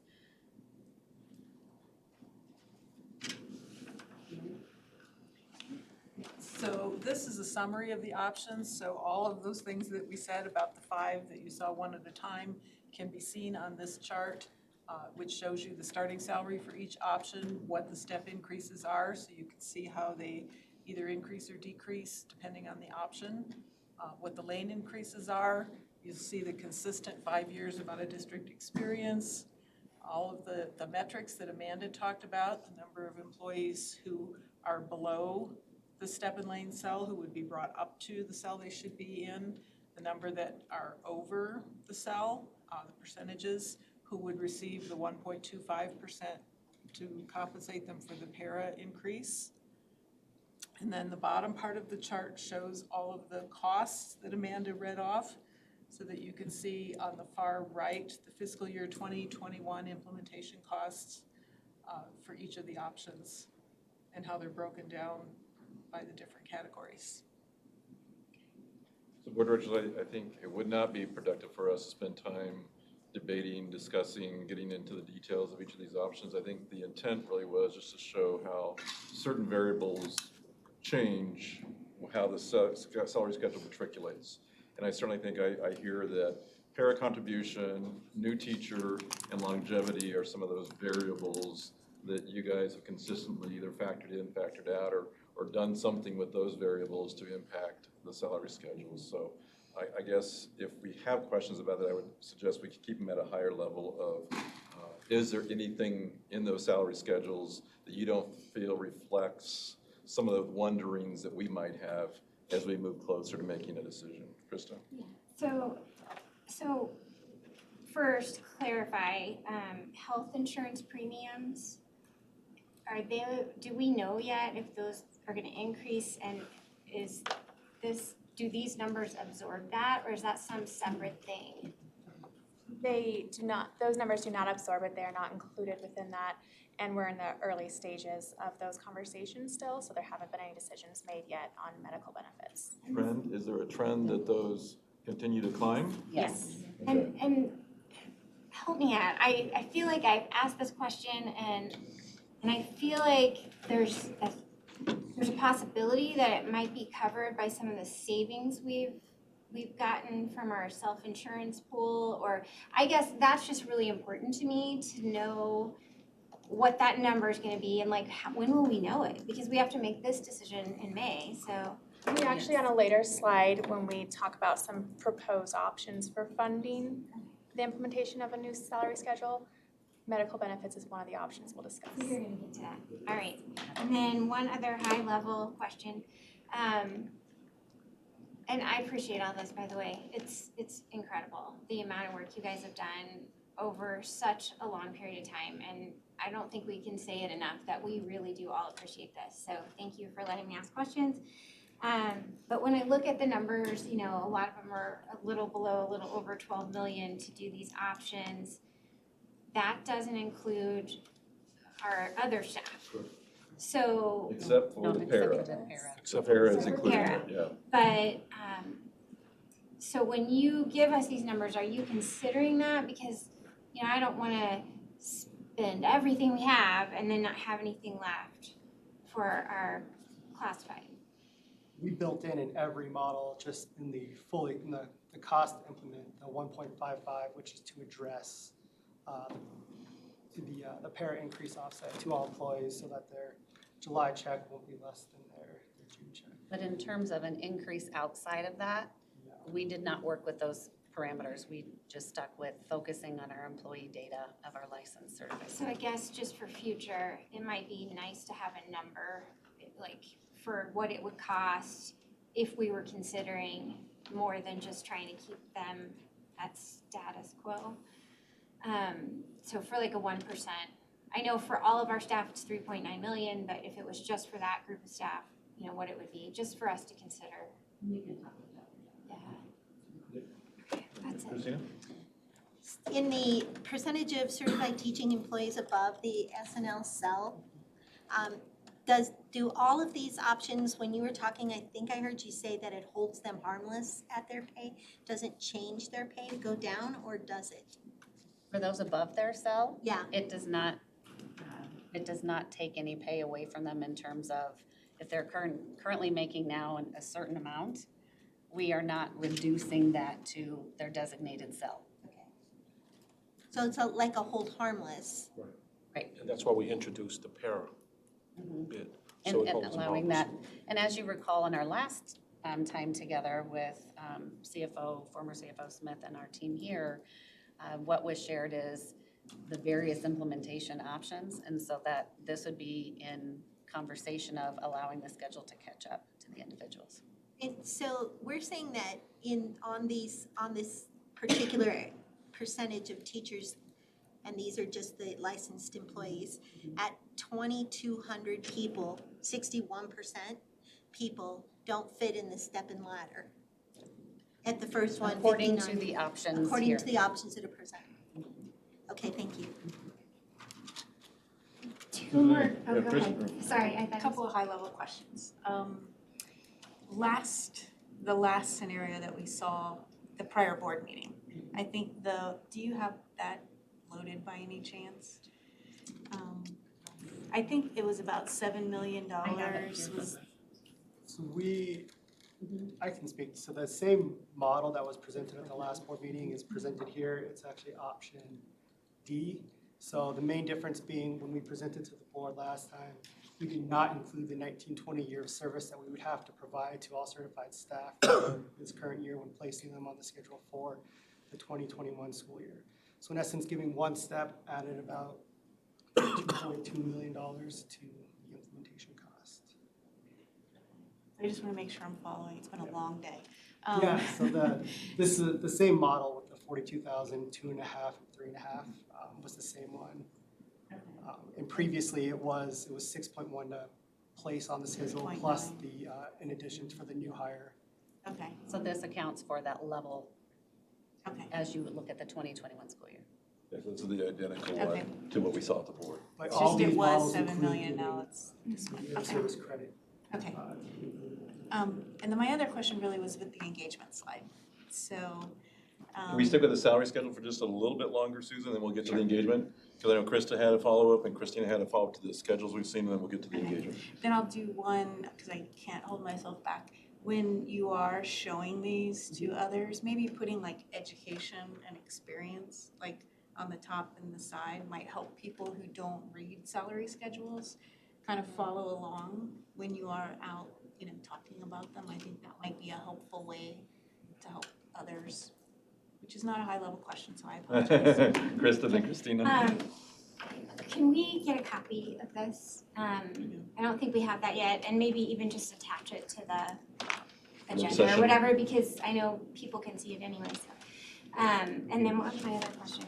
Oh, just flipping back to that other one where I was talking about making sure that when you bring us recommendations that you are also bringing us recommendations for classified.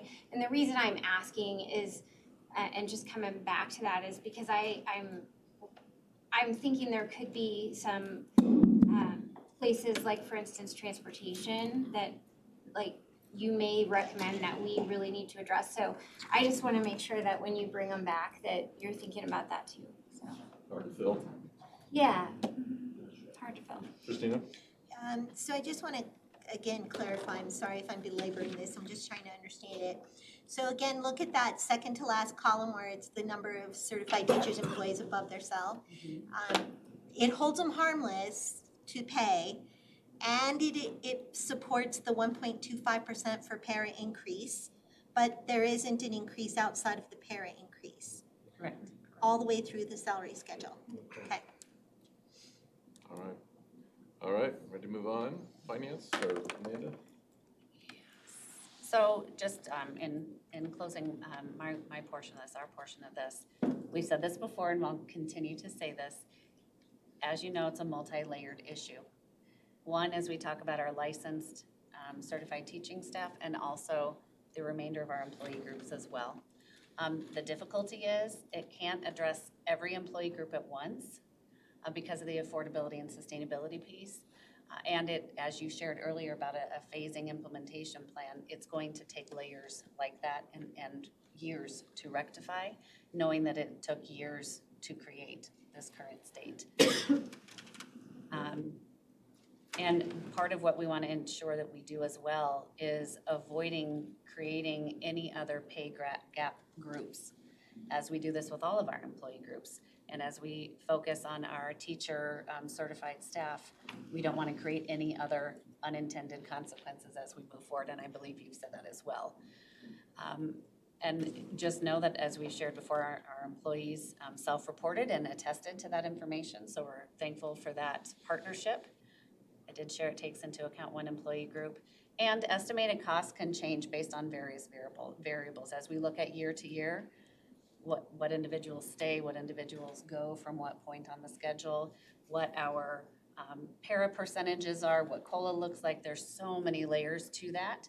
So know that you'll continue to hear us say estimated, estimated, estimated.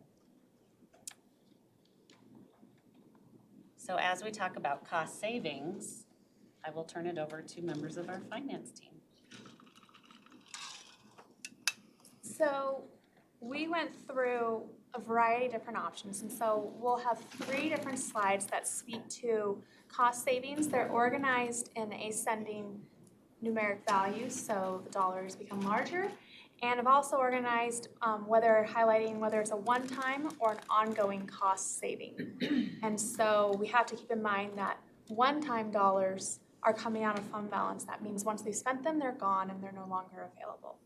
So I'm going to go through these relatively quickly, but please let me know if you'd like any more information on any of the options. So to begin with, the first one, which is we have a separate fund for our short-term disability. We have the opportunity of some fund balance savings there. We could utilize that, which essentially is lowering the rate that we are processing through our payroll process, and that will allow us to save a little less than $100,000 there. We can reduce our utilities budget, and this would save approximately $400,000. This is an ongoing. The item to note when it comes to the utilities budget is if we lower that budget, we are opening ourselves up for more risk. If our rates were to increase through any of our electrical or gas providers, or if we had a harsh winter or extra warm summer, obviously weather is not something we can control. We may not have budget capacity to be able to absorb anything other than kind of your typical year for utilities. There's an opportunity to eliminate, we call it our interfund transfer to the enterprises. So that's the general fund providing resources to our before and after school, our nutrition services, and our outdoor ed.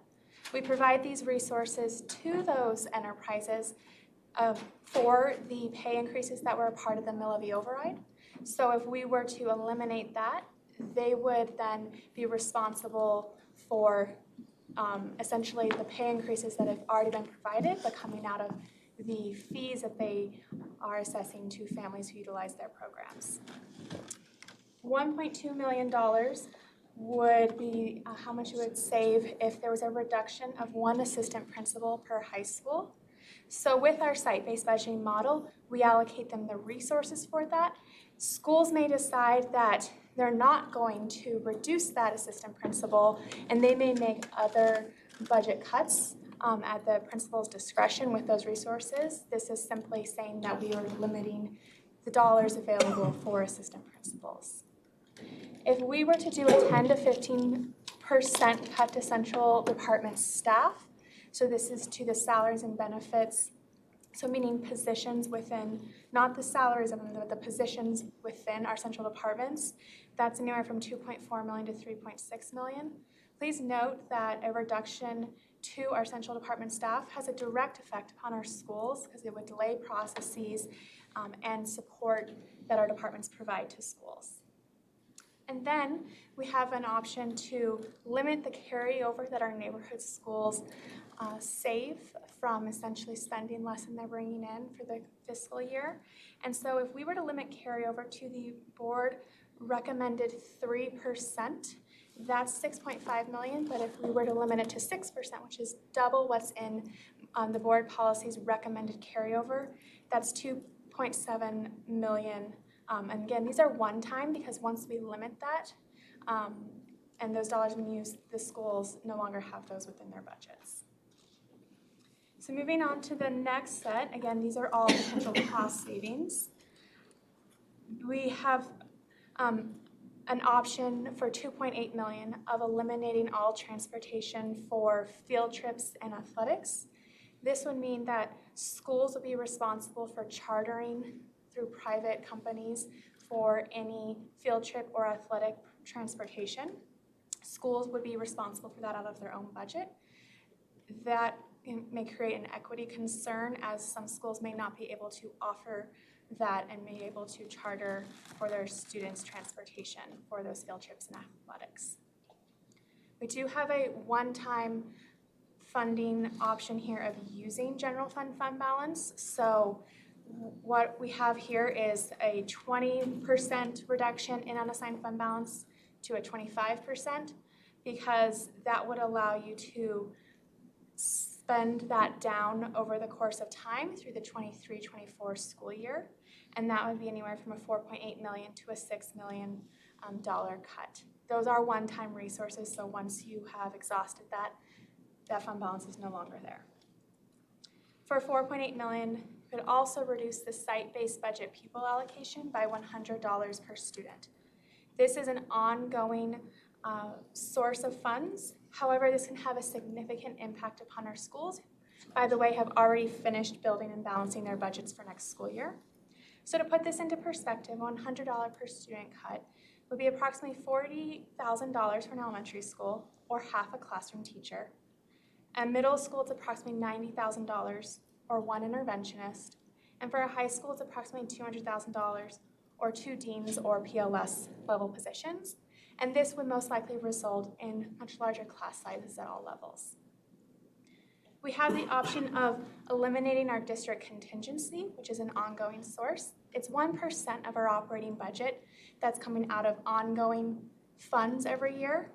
If we were to eliminate this for $5.1 million of savings, all unforeseen needs, including those for special education staff, would have to be funded by unassigned reserves, fund balance, which means you have a direct effect upon the fund balance by removing that 1% emergency reserve that we have within our budget. If we were to reduce funding for full-day kindergarten within the SVB, that would be $7.3 million.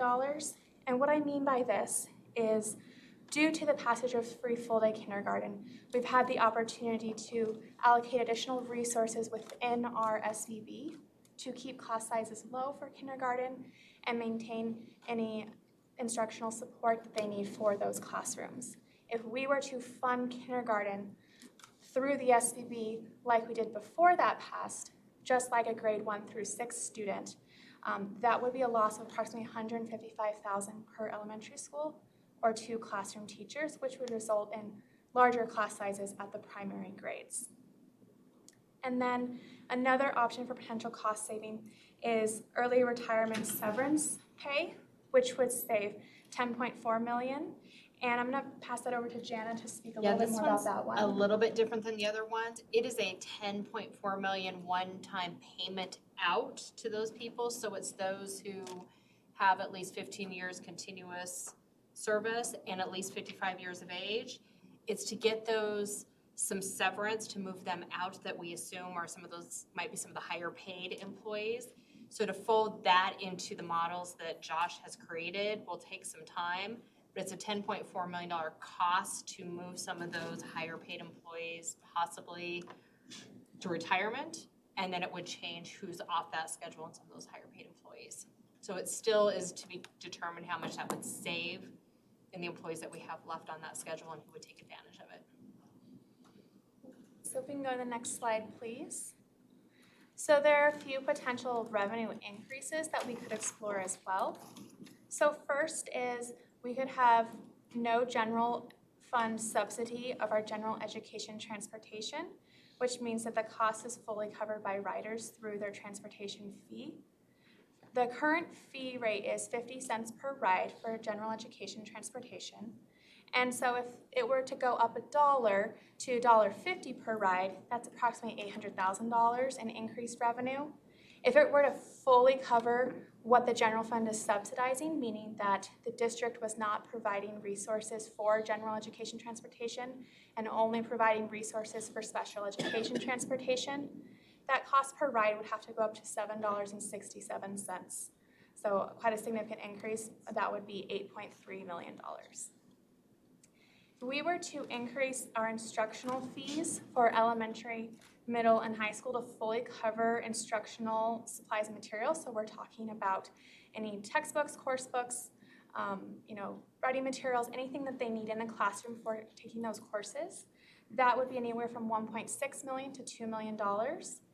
Board-approved instructional fees, elementary would go from $10 per student to $65 per student, middle from $15 to $28, and high school from $20 to $30.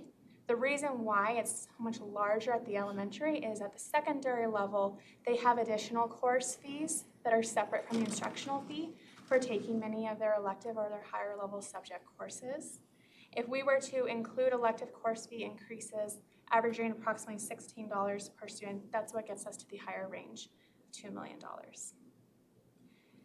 There's an option to not subsidize any coaches or sponsors for athletics and activities.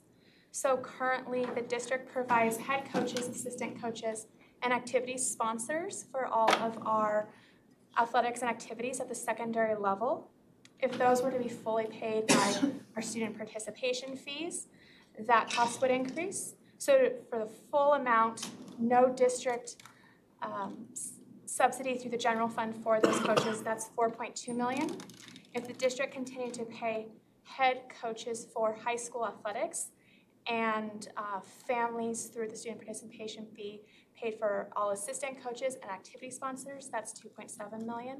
So to put that in perspective for a family, that would be middle school athletic participation fees would go from $85 to $210 per sport. High school athletics would go from $185 to $505 for all coaches, or from $185 to $307 if just taking off the assistant coaches. And then we would need to charge a $175 per activity fee in addition to whatever they may already be collecting. So to answer Director Holtzman's question earlier about benefits, we have in here, we could pass on the Kaiser premium increases to employees because Kaiser is a fully funded model, meaning that what Kaiser tells us our premium will be is what we charge. The district has been taking on the full cost for, I believe, 6 years in a row now. And so if we were to pass that along to our employees next year, Kaiser is expected to increase about 4.3% based upon no plan design changes. And then we could use our fund balance within the medical fund for our Cigna Allegiance plan because Cigna is a self-insured plan, so that fund balance is available to use for that Cigna plan. Our preliminary projections on that is we're anticipating about a 12% increase in the cost of our Cigna plans. So those combined is $4.9 million of savings. And then finally, there is a one-time option to sell land inventory. This would generate between $10.5 million and $15.9 million. However, as our Chief Operating Officer, Richard Cosgrove, wanted me to let you all know, this number estimate is not on appraised values. They are just pure square footage estimates only. And it's a combination of both DCSD owned and either county or town owned vacant land. So there would be quite a process to go through in order to get all of those appraised, titled for those that aren't within title, and then eventually sold. So as we speak to the options that are one-time in nature, I wanted to mention a few things about best practice when it comes to fund balance. So while we do have within our current year revised budget a fund balance of $87 million, only $24 million of that budget is unassigned because we have funds either restricted or assigned for specific purposes. So first, we have $16.6 million set aside in Tabor. There is nothing we can do about that. That is in the Colorado State Constitution. Per board policy, we have the equivalent dollar amount also set aside in a Board of Education reserve. Part of our fund balance is our carryover, so that's 21.8 million within the general fund currently. We have 3.1 million in our Medicaid reserve. I do want to note that those funds are being planned to be spent down, and we are spending that down on school nurses. So our health wellness department is doing an excellent job of managing those resources. And then we have 8.4 million from the 2018 mill levy override. And the reason why there's fund balance there is because we passed the mill levy override and collected funds mid-year, but we collected a full year's amount.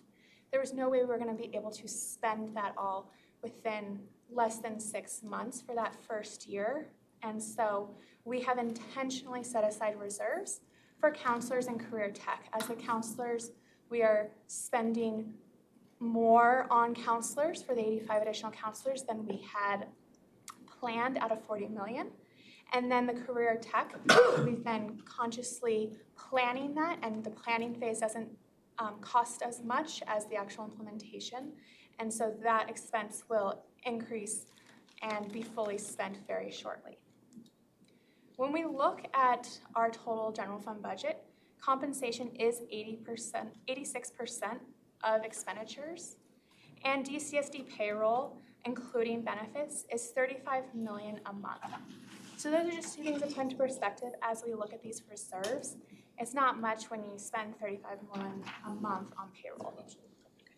So the Government Finance Officers Association, they have recommendations for public entities like ourselves, and they recommend that public entities hold 16.67% of their annual revenues in unrestricted fund balance, so take away TABOR. If we look at our unrestricted fund balance, that's approximately 10% of our current budget, so we are short of that 16.67% recommendation. And to put it in perspective, if we were to have the recommended 16.67%, we would need to actually have an unreserved fund balance of $114 million, in addition to our TABOR of 16.6 million. Many of our neighboring school districts also have fund balance policy related to setting aside reserves. And our peers, Boulder Valley School District and Cherry Creek School District, have the same 3% reserve like we do for our Board of Ed reserve, in addition to TABOR. And then Littleton Public Schools has a higher percentage in their policy of 5%. And Denver Public Schools, their policy is actually 10%. I'm gonna go back to, Revenue increases. yep, Yeah, I want to emphasize, we, as the board directed us to, we've laid out every potential cost-saving opportunity as well as every revenue, potential revenue increases. Again, we've not said to our community, this is what we're going to do. So I hope folks are mindful not to take off and say, this is what we're going to do. Our program is about to be cut. We're getting rid of staff. We're simply laying out everything so that the board will have all the facts as we begin to make recommendations. Also, I will remind our colleagues, which is human nature, in terms of looking at those potential step-in lanes, be careful not to position yourself on either one of those step-in lanes as well. So, first of all, thank you. I want to pause there for a second, Colleen, and again, that's exactly what the board was asking, and Thomas well said in terms of this is every avenue. That's when we say our expectation is every avenue is considered. That's what you've done. We certainly haven't heard at this point that there's a preference or a recommendation for any of those. It's just giving the board a glimpse of that. Board, I want to pause though for a second because one of the steps on our agenda is, are there any ideas that weren't on this list that Colleen has gone through that you as a board would want to consider or ask staff if it's worth exploring? Susan, and then Anthony, and then Kevin. I wasn't sure if I saw an increase to rental fees on, yeah, was that on there? That's Colleen the Rental fees? question, yeah. We did not have an increase to facility rental fees on there, no. So do you know what revenue comes in annually from that? Couple million. Couple million? Yeah, and that's gonna go down significantly over the summer months, especially as we start spending this bond money. we're closing down almost all the schools to do construction work. So that's gonna take a dip while we do construction for sure. So we're going to, and Tammy, if you'll help me, so I'm gonna just add these ideas. You can give us a quick temperature check like you've done, Jana, in terms of responding to that, but I'd like us just to go into a brainstorming session of are there other things that we would like staff to consider or we would think staff would want to consider from a board perspective. Anthony, I think you had.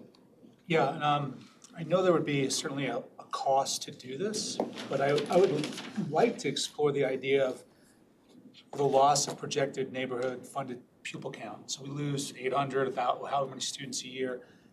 My feeling is that, kudos to the charter schools for their marketing, but I would think that there's things that we could do as a district to help keep more of those students in neighborhood schools and in a way, whether it's marketing or outreach or something. Yeah, we're marketing, losing primarily the number of students to the charter schools through expansion. Because in their initial contracts, it was not only approved for the establishment of the charter school, but also down the road and expansion. Ted, anything you want to add? No, I think and that's been. Ted Knight, Assistant Superintendent for our school district. I think that's been fairly consistent over the last 4 to 5 years, that as we have expanded grade levels and such in different charters, we've transferred about 1,000 kids over. So the assumption is that the expansion is more the issue than it is us not being able to retain our students in neighborhood schools? Yeah, that's my best guess, and looking at this very closely for the last 2 years, that you obviously going to lose kids when you're granting expansions to our charters, and they have an X number of kids on the wait list. So now with the expansion being approved, kids are now able to, enroll in the charter school. Are there programs like pre-K or anything that we don't do that are offered by certain charter schools that get them into those schools earlier and makes it, again, it's easier to stay and they're, good programs that we could do or offer that are. We'll continue to look at that. Obviously, some of our charters are able to offer language every day, a language program to students every day. I certainly would imagine for those parents and students who are very interested in learning a language other than English is certainly an attractor. But we do, our neighborhood schools need to do a better job of taking control of what choice means and talking about the choice that's in our district. But again, kudos to our board and our community, and I'll continue to say that to our folks who are here and who are watching in. No one is doing a better job in the state, and I would say very few people in the country, because I get a chance to look at 50 of the best school districts in the country in regards to career technical education. That is a huge, huge game changer. Ted, can you talk about that? Yeah, the programs that we're expanding in each of our 9 high schools, the amount of teachers that we're getting credentialed for concurrent enrollment, we are going to be providing just more and more options every year to our high school students to graduate with either industry certification or an associate's degree. And it's going down into the middle school as well. We're also investing in our middle school programs as well.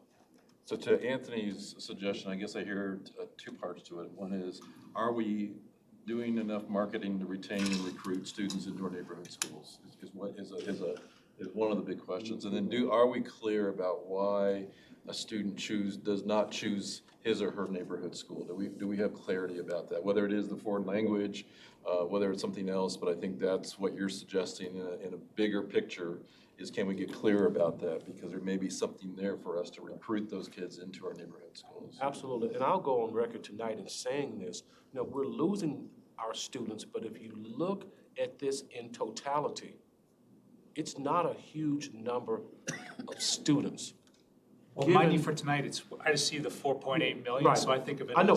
as a saving, It's significant. a revenue opportunity. Yeah, it's certainly significant. But when you look at the number, when I came on in 2 years, we opened up 4 charter schools. I mean, the kids are going to have to go somewhere. And so when you look at the number of charter schools that have opened up in the last 5 years in our district, the numbers could be a lot bigger, but we are certainly committed to attracting more students to our neighborhood schools, marketing, and when necessary, partnering with our charter school kids, because at the end of the day, 95% of our charter school students, as of now, do go on to our high schools. So other board directors, I have Kevin as a place marked, and then Christina. And again, these are suggestions of things that maybe should be on this list from a board perspective of increasing revenue or cost-saving strategies. Kevin? I was just wondering whether you explore the options of outsourcing any of activity of functions. It just for some ideas. In the business world, that's very common. So outsourcing anything from custodial services to Bus. assessment services to, so just looking at. Yeah, I mean, An expansion, we do with transportation, with our cleaning services, we certainly could look at the expansion of some of the outsourcing. Christina? I'm gonna brainstorm ideas. Brainstorm means no judgment. Thank you. So I'm literally just throwing, I don't even know if I believe in them. I just wanna know 4-day-a-week options, department decreased budgets, transportation fees. Hang on. So kind of take us a step at a time. Department So the first idea, Mrs. Taylor, is a 4-day school week. Second Next. idea is a decrease in department budgets. That wasn't Which was included up in there, looking at Was it. that up there, like Yeah. all the 10 to departments? 15% cut to all departments. Okay. Transportation fees was up there. Was that all transportation fees, or was that just like field trip kind of transportation? There were two options. There was the elimination of field trips and athletics, transportation, and then separately, it was the daily transportation fees. A decrease to SBBs. Which there were several of these notions that There would was- have done that. There were some that Yeah. looked at some ideas around SBBs, but like if they were specific to full day kindergarten or other specific things, so I'm saying like an overall, and again, I'm brainstorming. So I'm just trying to, but as you brainstorm, let's be clear about what it is you're asking. So you're wondering just across the board decrease to SPPs, period. That we recalibrate the formulas and say there's less per student that comes into your SPP. Yeah, and if I'm a principal sitting in the principal chair, I'm gonna hate me for saying that, so No. I'm brainstorming. Sure. Corporate sponsorships.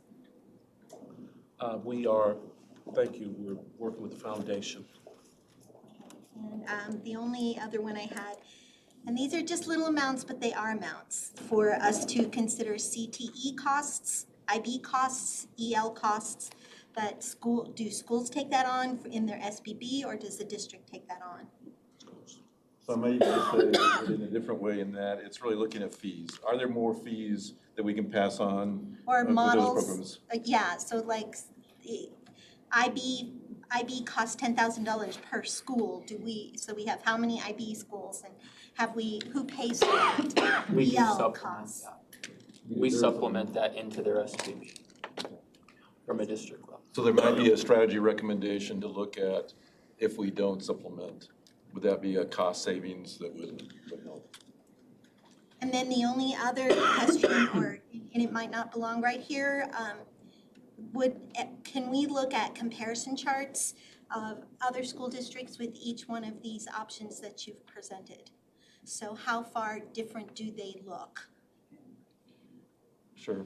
And I guess I think, well, there are a lot of other processes that we need to go to, because what we don't want to do is have our staff doing all of that work and that we already know we can take some of these off the table. So I think some of the process we will narrow, prioritize, really Okay. where we want them to hone in. But I think you're right, Christine, once we do that, we want to do some comparison to other districts. Again, those are brainstorming ideas. No, that's what we're asking for tonight, yep. Other directors? Yep. I have a question to clarify where we landed on the curriculum spend. We were waiting for an update that we would possibly be implementing the curriculum in a tiered approach. And if we have earmarked $4 million for this year and we are not going to implement new curriculum in every single school, is that money that we can utilize for upcoming school year and just shift that to, I guess, accommodate the tier approach. So Jana, the board passed resolution said this, we want this specific amount to be set aside for curriculum resources. So I'm not sure I'm completely understanding Elizabeth, but my assumption is those dollars are static. Those are not gonna change. Those are reserved. Those are reserved. But are you asking the question, can we renege on that and say, gee, now that we've got this crisis, we may want to change our commitment to that? I think I'm just seeing if there's a different way to spend that money. If we are going to implement the curriculum in a tier and not all of the $4 million will be spent for the upcoming school year, is that money that is available? And we can put that towards salaries for this school year and then. So I'm seeing a no, just because we passed a budget resolution that said, this shall be. And in order for us to change that, we need to come back and say, second thoughts, we want to do it differently. Okay. Krista, and then Can I Christina? just really quick respond practically?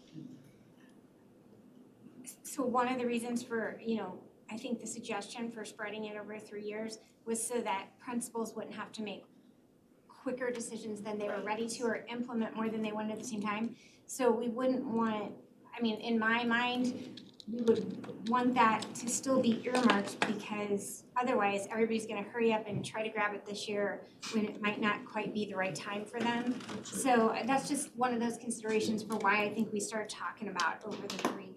So Christina? And then just the other point of clarification, that $4 million that we agreed to, that's a one-time spend. However, 3/4 of the $4 million would be additional expense every year that has to come out of SBBs for consumables. Oh, I see what you're saying. So if a principal adopts a program, they have to be prepared to maintain that program on their own. Through if their they're doing SBBs, consumables. Yes, and that's everything correct. is a consumable, so Right, that's correct. it's 3/4 of the cost. If I may, Director, I am fairly certain that 90% of our schools are ready to go on that right now. I think it would be a minimal cost savings. I think it could even be in the single digits, the number of schools that are going to wait to purchase. I'm 90% sure. And that's in one feeder pattern that was decided to wait. And I think what I was hearing from Director Chancha Shore is if we're looking at cutting SBB, we need to consider Remember. this as well, right? Yeah, thank It's that you. ripple Ongoing effect. There's a ripple effect in Yeah. all of the cuts, so I'm Yeah. trying to establish and just put out on the table, these are all brainstorm ideas and they're things to think about. And there are necessary pieces that we don't wanna forget, to throw the pebble into the brook, there's gonna be bing, bing, bing, bing, bing. Directors, any other ideas that weren't on the list that Colleen shared, nor any additional ideas? Are there any buildings or facilities that could be disposed of? And I don't know if that fits under the land inventory piece, but. It's a question around whether there's buildings with the land, so that asset, if there's an opportunity there. We're collaborating with Rich Cosgrove and the Long Range Planning Committee. Director Holtzman she keeps us informed on that. When we look at the boundary analysis, that's gonna, and those recommendations that we will discuss at the next board meeting, that will give us some idea of what we may or may not have. Which I think I would piggyback on Susan's question is, as we're looking at that boundary options, if we were to close schools, do we have a line item up here that says that this would be a cost savings if we shut down one school and merge two schools together? Is that kind of where you're going? We haven't added that yet because of, again, having input from the FOC, having input from the Long Range Planning Committee as well. And also, we have a timeline as well. Some of these things here can be acted upon and considered others, particularly with the sale of our land. I'm pretty sure that's going to take months or years perhaps. And we hope to get the deed on some of these properties right away and can sell them right away. But we're also prepared for the potential of this taking months or years. I would say, Dr. Tucker, that is exactly, we finished the boundary analysis with our schools, and we'll be presenting that on March 10th. But those vetted scenarios, nearly all of them are 2 or 3 years down the road. So they won't give us immediate financial impact. I don't believe any of the vetted scenarios we'll bring forward are for things to happen next school year other than the Mesa situation we've already brought to you. They are all a couple of years out. Again, I will say there's probably gonna be inquiry from this board in that boundary capacities, presentation to ask the question why. Why are we not looking at those buildings? We have 10, 15 buildings that are under 300 students, and I understand we've changed our purpose of how we use our buildings, so therefore we've changed capacity, but I think we're gonna get, you guys will get a question that says, what if we were to merge these two schools together and sell that and use that for revenue? So I think that's just feedback that we're giving. Susan? One more, so I'll just get it out. The opportunity to use a letter of participation to perhaps free up some revenue. I know that can be done at times, and so that is just an option that I think is worth considering. I'm sorry, what is it? A letter of participation, or, yes, yeah, certificate of, yeah. Jane or Colleen, do you want to quickly address that at all? Because I know we worked hard to spin down our COP. Yeah, I would just costs. say on COPs, anytime that you're incurring long-term debt, you should match the assets that you're purchasing with the terms of that debt. So if you have 30-year debt, you should be buying, 30-year assets with that debt is how you should be doing that, not having ongoing salaries with 30-year debt. Board directors, so in our brainstorming session, oh, sorry, Kevin? I knew I had you in my head. So I'm sorry, I'm gonna, just on the COP, because I just want to make sure I am understanding this. I'm sorry, Kevin. I didn't want to switch topics. So I think my thought was using a COP to perhaps take place of the board's 3% requirement. Like, are there opportunities like that would free up revenue? And I'm not an expert in this area, but I'm happy to talk about it more later if maybe I can help. But I know the board has the 3% reserve. I wonder if there are creative ways to use a COP to help maintain that would free up some of that revenue. So I think you're creating some interest expense then related to paying off that debt to hold that cash. So theoretically, you might be able to invest some of that money, get some income, and it feels like a one-time. There might be some ideas around that with a one-time. It's generally 15 to 30 years old. Kevin? Well, again, this is purely brainstorming as Christina said that, okay, no judgment on that. But I'm just curious, in the business world, it is not uncommon to trade a piece of more variable property to a less value one. For example, the one that we're sitting in right now could be very pricey. So can we explore options of, like, for example, selling it to a third party and then lease it back, and while we are leasing it back, we go to a much less pricey piece of land and then build another building for us so we can relocate over there. I think that is very common in the business world, to sell and then lease back, and at the same time we own so many pieces of land, we could just build another headquarters somewhere to free up some money. So some additional creative thinking around the asset piece, of land asset, and even current buildings and swapping and. Right. So sell and lease back and then build another one in another less pricey area to gain that revenues. Thank you. All right, directors, anything else as far as lists of things that you were wondering about? All right. Okay, so our next step then really is to look at, I'm trying to think, and directors help me, in terms of, do we want to do some prioritization of some of the things that Colleen has suggested, as well as some of the things the board has added? Do we want to timeline some benchmarking in terms of when we want to define processes for how we react to the information? Can we take a break and And then we can think take about a it? break, Like, yes. just thank you. So we'll take a 5-minute break, and then that'll be the lingering thought. What's our next step? Thank you. Get these folks off.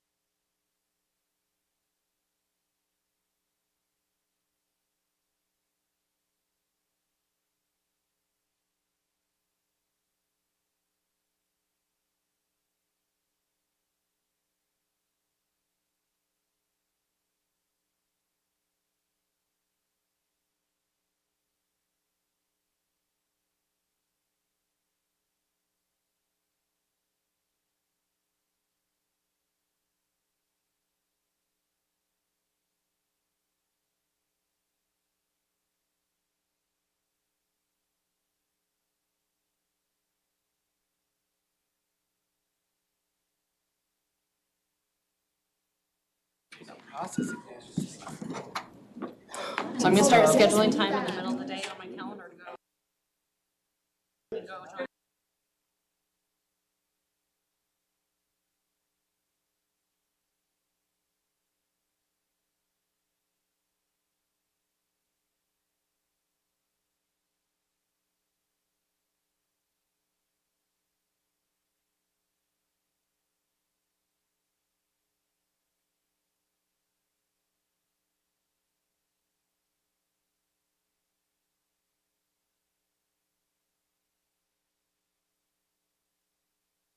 A financial target for compensation.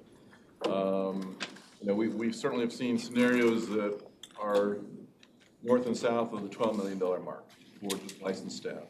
And then if we include classified employees and we want to do at least a COLA, a cost of living adjustment, we're looking at somewhere between that 11 to, I would guess, 13, 14 kind of range. Staff has presented to us that we have $3 million of additional revenue coming from the state. So we can subtract that out if we feel that all of that should be spent towards compensation. But we're still in that, from what I'm seeing, in that ballpark of around a $12 to a $15 million kind of range of what we're wondering, what I'm wondering from staff, is that a reasonable target for compensation? And so I think if we can get some agreement on that, then we can kind of work backwards from, okay, so if we know that, then we want to start deploying some of the strategies and some of the prioritization that we need to do to get that additional $9 or $10 million that we currently don't have because the state's not providing that for us. So is that an okay place to go and discuss a little bit, just a kind of a target now that we've seen the different scenarios? And I guess if it's okay with you, Dr. Tucker and Amanda and Jana, whoever, from a staff perspective, an expert perspective, what is reasonable? When we go after compensation and we say, we know that every year we have to increase just because of cost of living. So to me, that's the least a 2% increase, which says that's an $8 million spend just to keep up with cost of living adjustment. But from your perspective and what you guys have studied this far more than we have, what's a target? What would be a reasonable target that we go after from a staff perspective? I think it's more than cost of living this year because you've got the 1 1/4 para. So the first 1 1/4% of every employee's raise is a wash.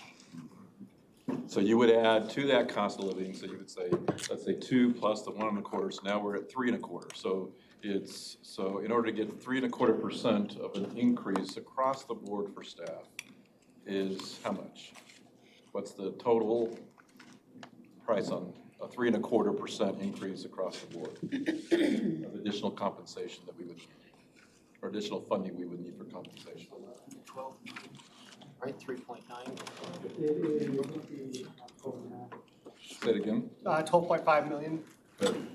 So just to do that, and then again, we know we've got $3 million sitting from additional revenue that we think we're getting.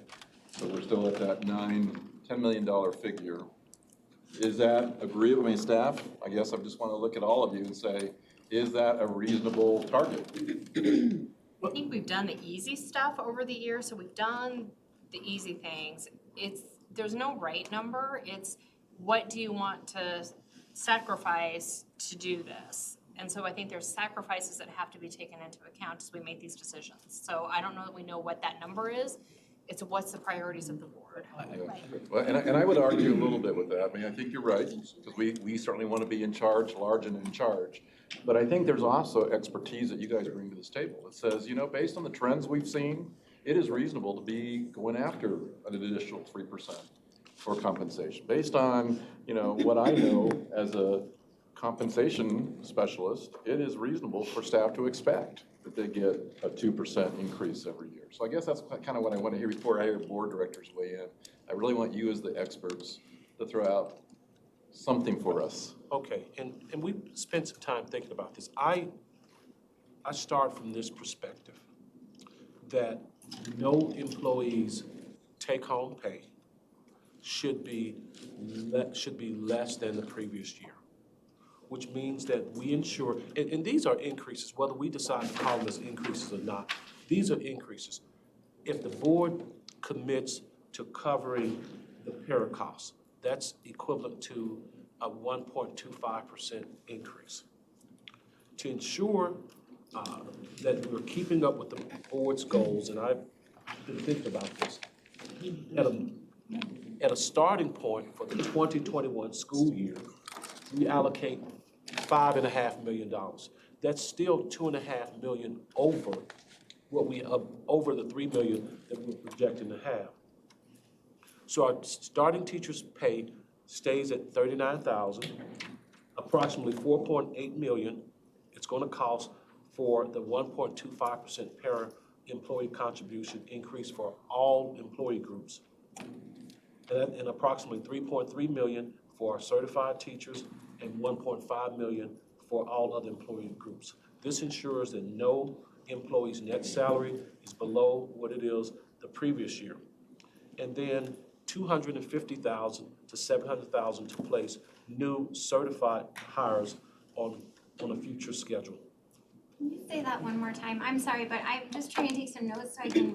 Yeah, I'll have Tammy send this. So we're, Dr. Tucker is starting, is that This no just one started. takes a I know that, I reduction just in wanted pay. the numbers. Yeah, Okay. The total is $5.5 million, $3.3 million for certified teaching staff, $1.5 million for all employee groups. So give us a total, Thomas, can you do some That's math? that's $5.5 million. For the total package of what you're suggesting? Correct, that is correct. 5.5 million? Yep. And that, okay. I have 4.8 accounted for. Yeah, What I was think the it adds other? up to 4.8. 3.3 That's was the certified. para, that's the para. Oh, the para is the difference? It's another, Well, Another 700,000. what's missing is a 250 to 700,000 place new certified teachers on a salary schedule. Jane, are you following this? Because you're our accountant, and I want you to kind of do the math with us on this. So are you agreeing that the 5.5 in terms of what he's highlighting? Yep. Is that that's the target? Yes. That's the minimum. And that's where we feel most comfortable. Because again, it needs to be affordable, it needs to be sustainable. And I believe, after a year or two, and I'm not saying we go on the ballot in 2 years, but a year or two staying within this budget, we're winning over our taxpayers, we're showing our taxpayers we're being great stewards of the taxpayers' dollars, we're not doing a lot of cuts. That at least ensures no one's pay is being cut. Now, obviously, we look at some of these other measures, we can plug in some of those measures, and this number can grow. But I think we start at a minimum of $5.5 million. So, and just to capture, so you feel that when we say no pay reduction, net pay-wise, that there isn't this obligation to think that today's dollar is less than tomorrow's dollar? Well, I haven't jumped into the COLA. Yeah, so I guess that's what I'm wondering, is that from your perspective, the target that you have put out there, the minimum. Right. Does really base this on old dollar, today's dollar, not tomorrow's dollar. Correct. Okay. And this doesn't place anybody on the new compensation structure? Well, with an additional 2.5, depending on where they are and what schedule we select, you're going to place your new teachers on the salary schedule between 250,000 and 700,000, and potentially. That's included in this 5.5 that you just threw out, is the beginning teacher salary schedule, or the beginning teacher salary increases? Yes. Well, yes, and the beginning teacher's salary at 39,000. There are some other things that we need to look at in regards to how we're paying people, how we maintain that, and obviously we're going to talk with legal regarding that. So I just want to make sure I'm understanding. So it would only put brand new teachers on the new recommended whatever is agreed to schedule? And everyone else would just be where they're at and then? The 1.25% correct coverage. Yeah. again, that's to me, a workable, safe starting spot. And we still have to cut 2.5 million to get to that, because we only have 3 million to work with. So we're still, even to get to that minimum, we gotta cut 2.5 million from somewhere. So that it would be one approach, and do we have a recommendation about, is there any amount that would be, I'm trying to figure out how to say this, like, from our reserves, is there any amount that we could take from our reserves that would not leave us in a risky situation?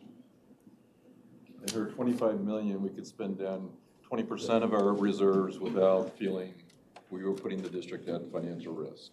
There's an option to use some of those reserves, absolutely. We just had to be really careful of how much reserve we're using, because that is one-time money that we're using for ongoing and growing expenditures from year to year.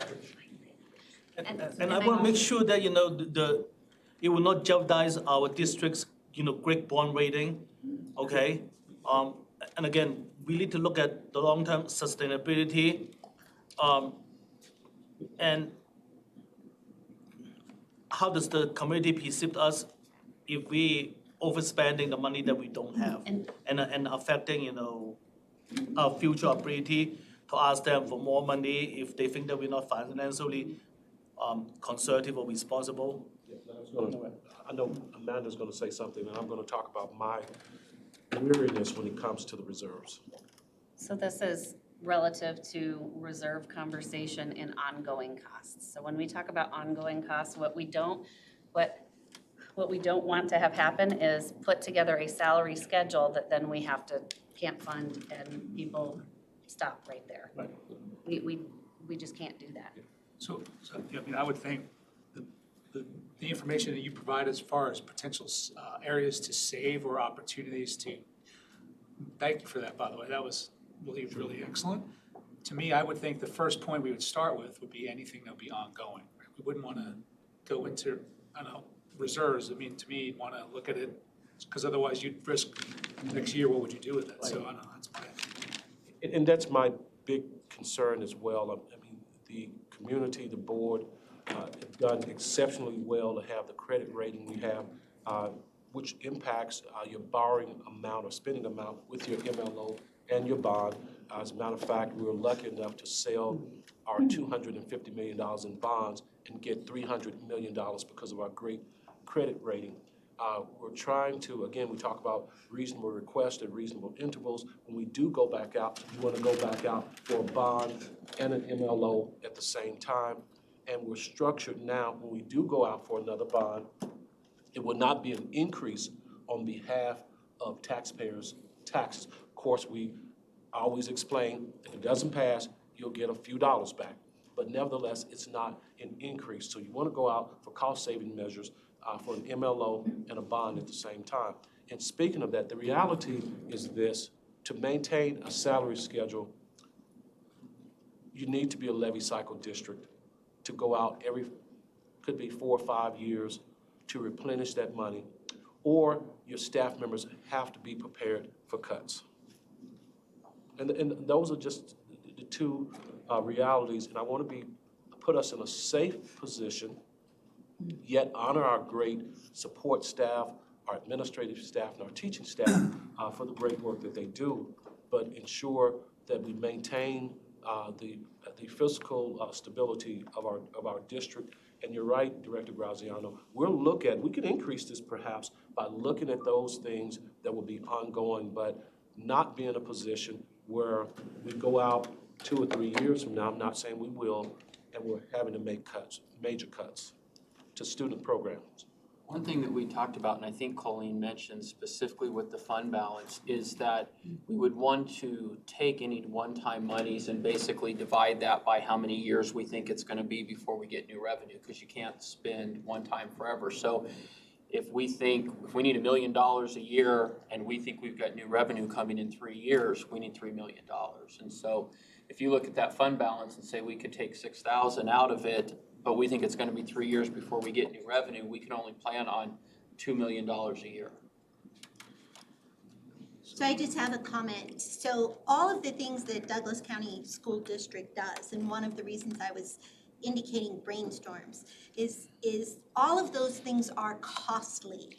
All of the things that we do create costs. So even if we are comparing salary schedules across the board with neighboring districts, which I do want to look at and do, I also want to remember and have our board and community remember, we are also offering all of these other things that maybe not everyone else is offering at the same level. So the costs of how much we're spending for this may be completely different in Cherry Creek. And then in Cherry Creek, they might spend more money on something else. So I'm just trying to paint a picture of, here are some ideas that other school districts do. 60% of the school districts in our state have 4-day work weeks, but they might have higher salary schedules. So I'm just saying everything has a trade-off. And I'm not saying we shouldn't look at what we need to do to increase our salary schedule. I'm saying pay attention to every one of these little components because there are big ripple effects in everything we do.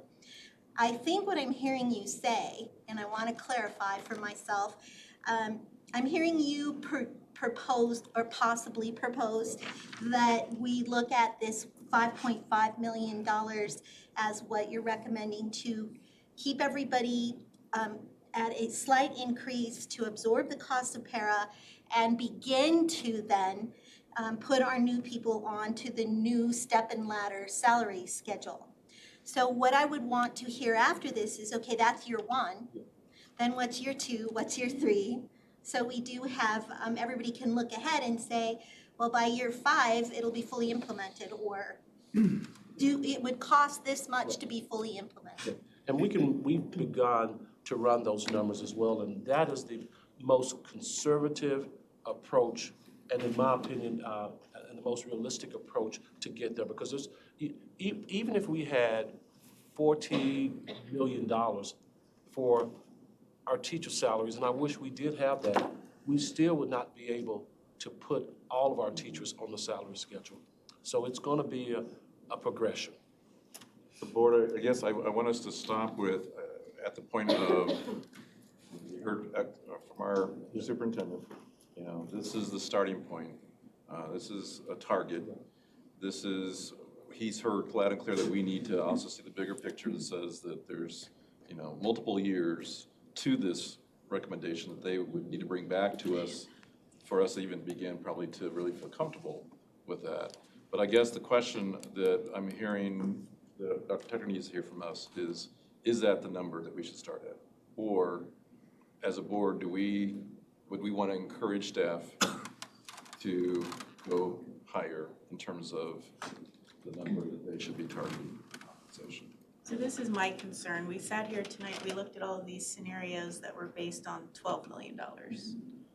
And without the staff understanding, we're not going to 12, we're looking at this, they don't understand why, because of the trade-offs that are required and the cost cutting that's required. So I think it's really important that as we engage our staff and our community, that we show what it would take to implement a $12.5 million option. Because it's really important to understand those trade-offs. And I think if we just take that off the table now, I think we're creating chaos, honestly. Where does that $12.9 million come from anyway? I mean, this is the first That's time. the cost. No, but I mean, why we being presented today with that number? Because Not- that's not- how not- much it would take to put the whole place on the step and ladder. And we asked for them to give us that That's what information. our experts are telling us that those different scenarios would look like. So my recommendations will be, maybe we should send this to our committee to take a look. And then in a formal board meeting, we take our recommendations from the superintendents. We are in a work session, we cannot make any decisions anyway. Superintendent's made a recommendation. And I think we have to, as a board, give some direction in terms of how we want to proceed.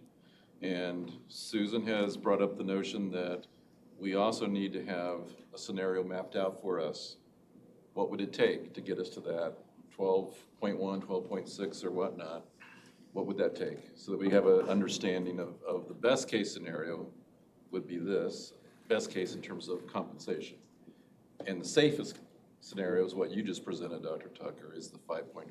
Yeah, I thought I heard Susan, I'm sure she'll correct me, that explain why 12.1 is problematic as opposed to a recommendation of 12.1, am I correct? Right, so and I think that might be where we're getting hung up, like, I don't think it is about recommendations right now, I think it's educating. Like, 5.5 is most doable, and this is what it would look like. The 12.6 million would get us to this schedule, and it would require these cuts to happen. So we're not recommending any of them, it's more, here are all of these scenarios, and allowing our community to weigh in with their priorities and their values, so that we can take that into consideration. Does that make sense, Dr. Tucker?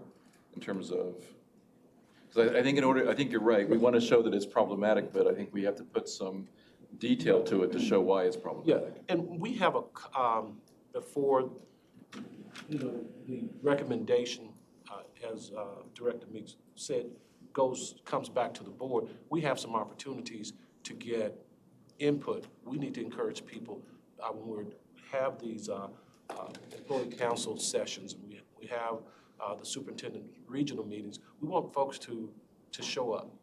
But I'll also say this, our community folks are expecting us to do that and, obviously engage in input sessions and so forth, but to come forward with a recommendation. And we have a couple weeks, how many, Amanda, when is the final recommendation due? Is it? For the board? Yeah, for the, it's April 15th.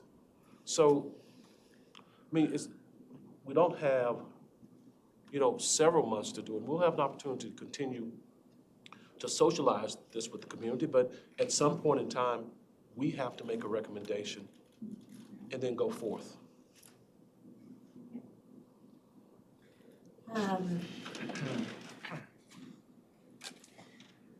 We have made a decision that collective bargaining will not be a part of our school district.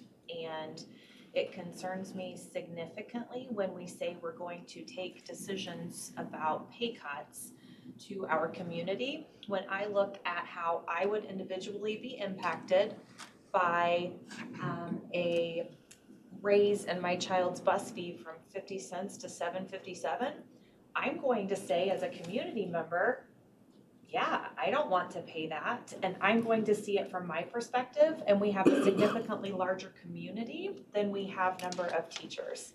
And I have said many times to many of the hundreds of teachers who have come to me that we have an obligation to take care of our teachers, whether we have collective bargaining in place or not. And I think that means we have an obligation to be our teacher's voice. And when we take this to our community, I don't think we are valuing our teacher's voice, because our community is going to always put the way that they're personally impacted above a teacher's salary. I think we've seen that play out. So what's your recommendation, Elizabeth, in terms of how do we move forward? So we've heard recommendations from staff, we've heard recommendation that we also need to show the other end of the scale in terms of what it would take to get to that. What is your recommendation in terms of moving forward?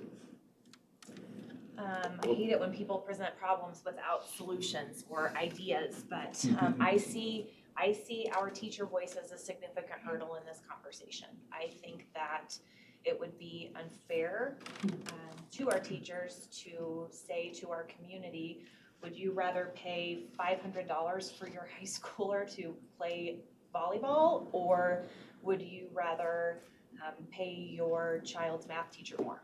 I don't think that's a fair question that our community should be responsible for answering.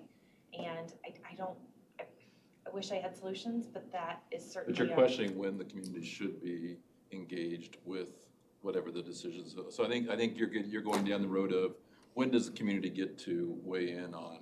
And I think what we're trying to do is just get a bigger picture that just says, what do we tell staff? that their work is for the next few weeks? And how do we benchmark that as a board? And I think what I'm saying is that sometimes as a board, we push off tough decisions and we say we want to get community input, we want to get committee input. I think we're at a place where we need to make tough decisions, and I think our community is depending on us to make the tough decisions, and I think our teachers are depending on us. And I'm not sure that continuing to kick the can down the road is going to get us to a place where we have contracts to offer in May that I'm proud to send out. I'm specifically reiterating that by community, I'm also talking about teachers and staff, but there are, what I want the knowledge to present it. So here is the cost, and here is at what cost. And I'm talking about teachers seeing that relationship so that it is really transparent. These things are the things that it costs, these programs, or this is how much a 4-day week. I hate 4-day week. I'm just using it as an example. So brainstorm. This is how much 4-day week costs teachers, and this is how much you actually get in a raise if we were to do that. So that is what I'm advocating is transparent, and that's what I'm saying. Let's look at the cost, let's weigh the cost and the salary increase, and let our community of teachers and our community of staff have input about that. Because that is also information that you wouldn't necessarily be considering or thinking about. CTE programs or this or that, all the things that were recommended.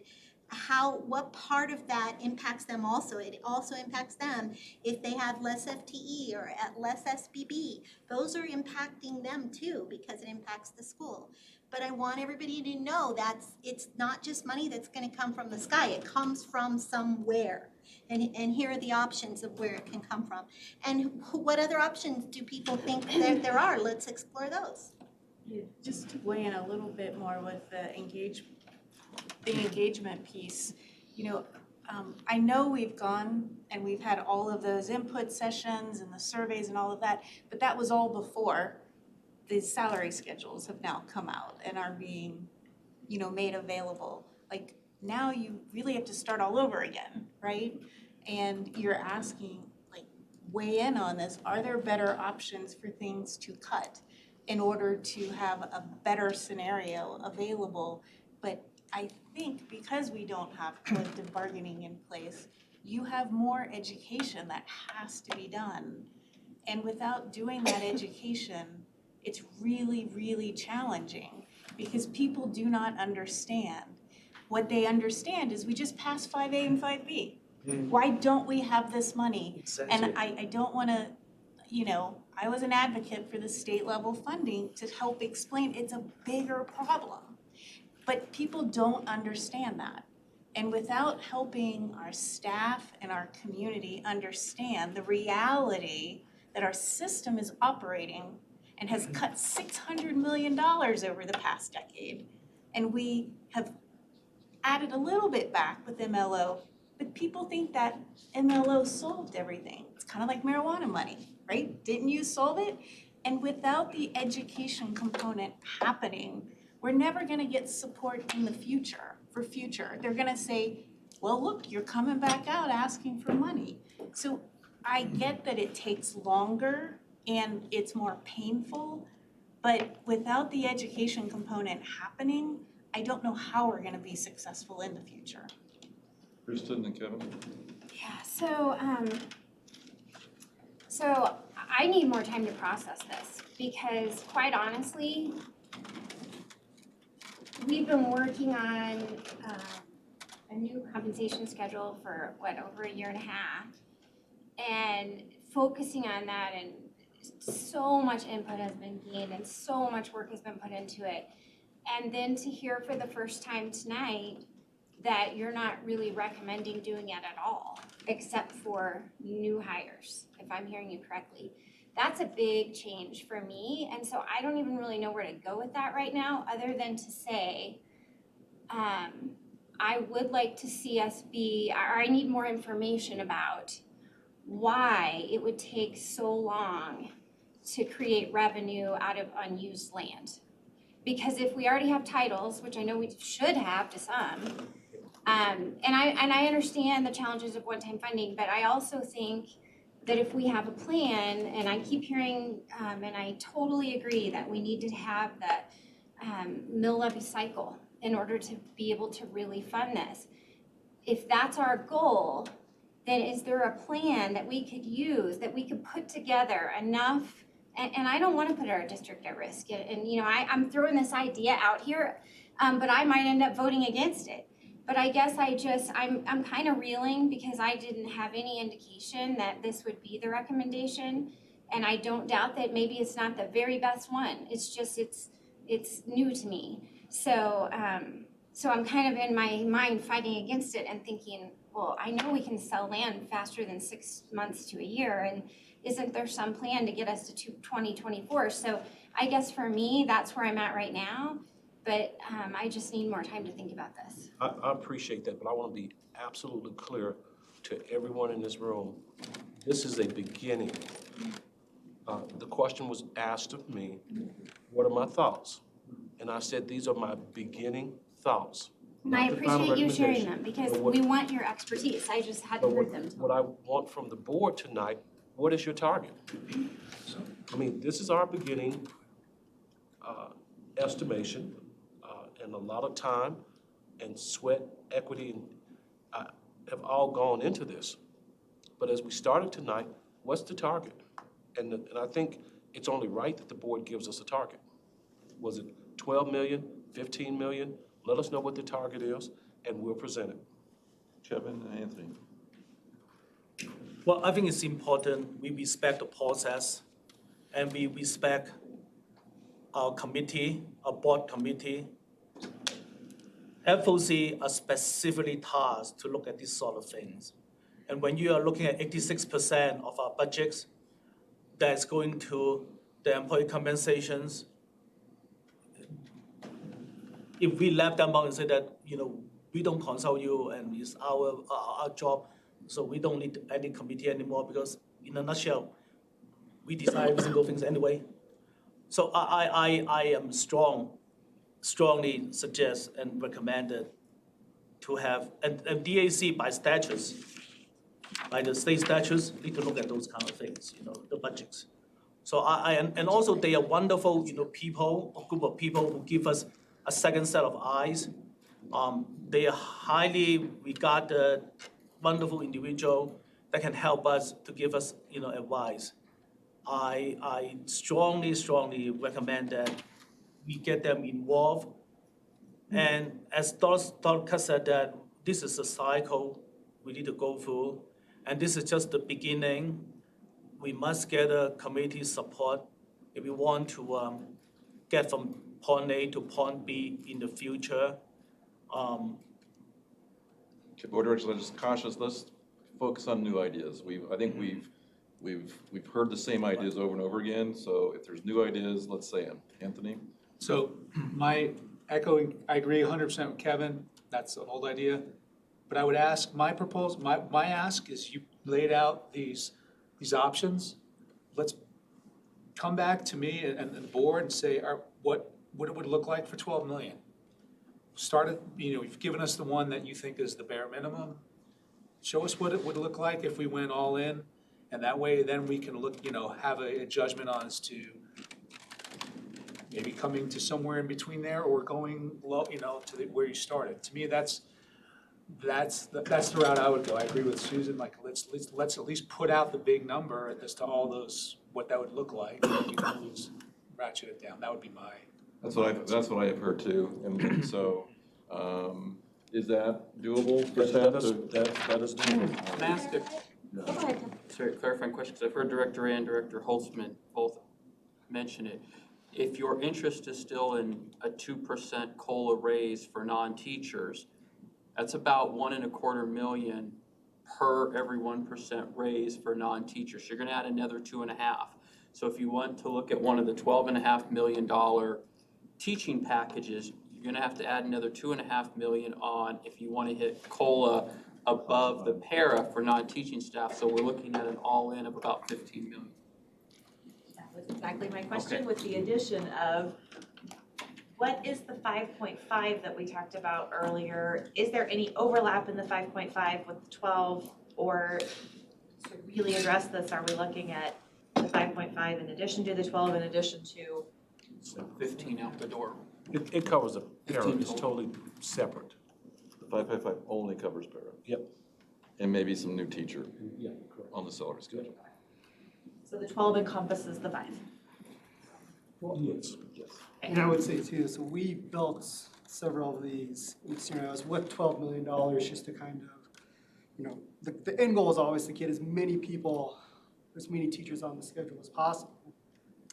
And in doing so, like the most that we were able to get on, again, in these scenarios, these are just different options that we ran through, was 46%. So around $12 million still gets us less than 50% of the teachers on one of these options, right?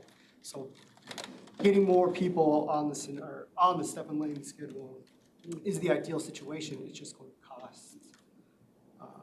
So the recommendation we're at right now, and we do need to kind of get ready to wrap up, is that we're saying a $15 million target that includes the desired scenario that we heard tonight, as well as COLA for classified employees. That would be the target, that would be the high-end target, then we would understand the low-end target, which is the 5.5. Either target, even the 5.5, requires a $2.5 million reallocation of funds, and the other one requires even more, so. Or anything in between. Well, I think that's what Anthony Right, suggested, right. then we figure out the compromise in between.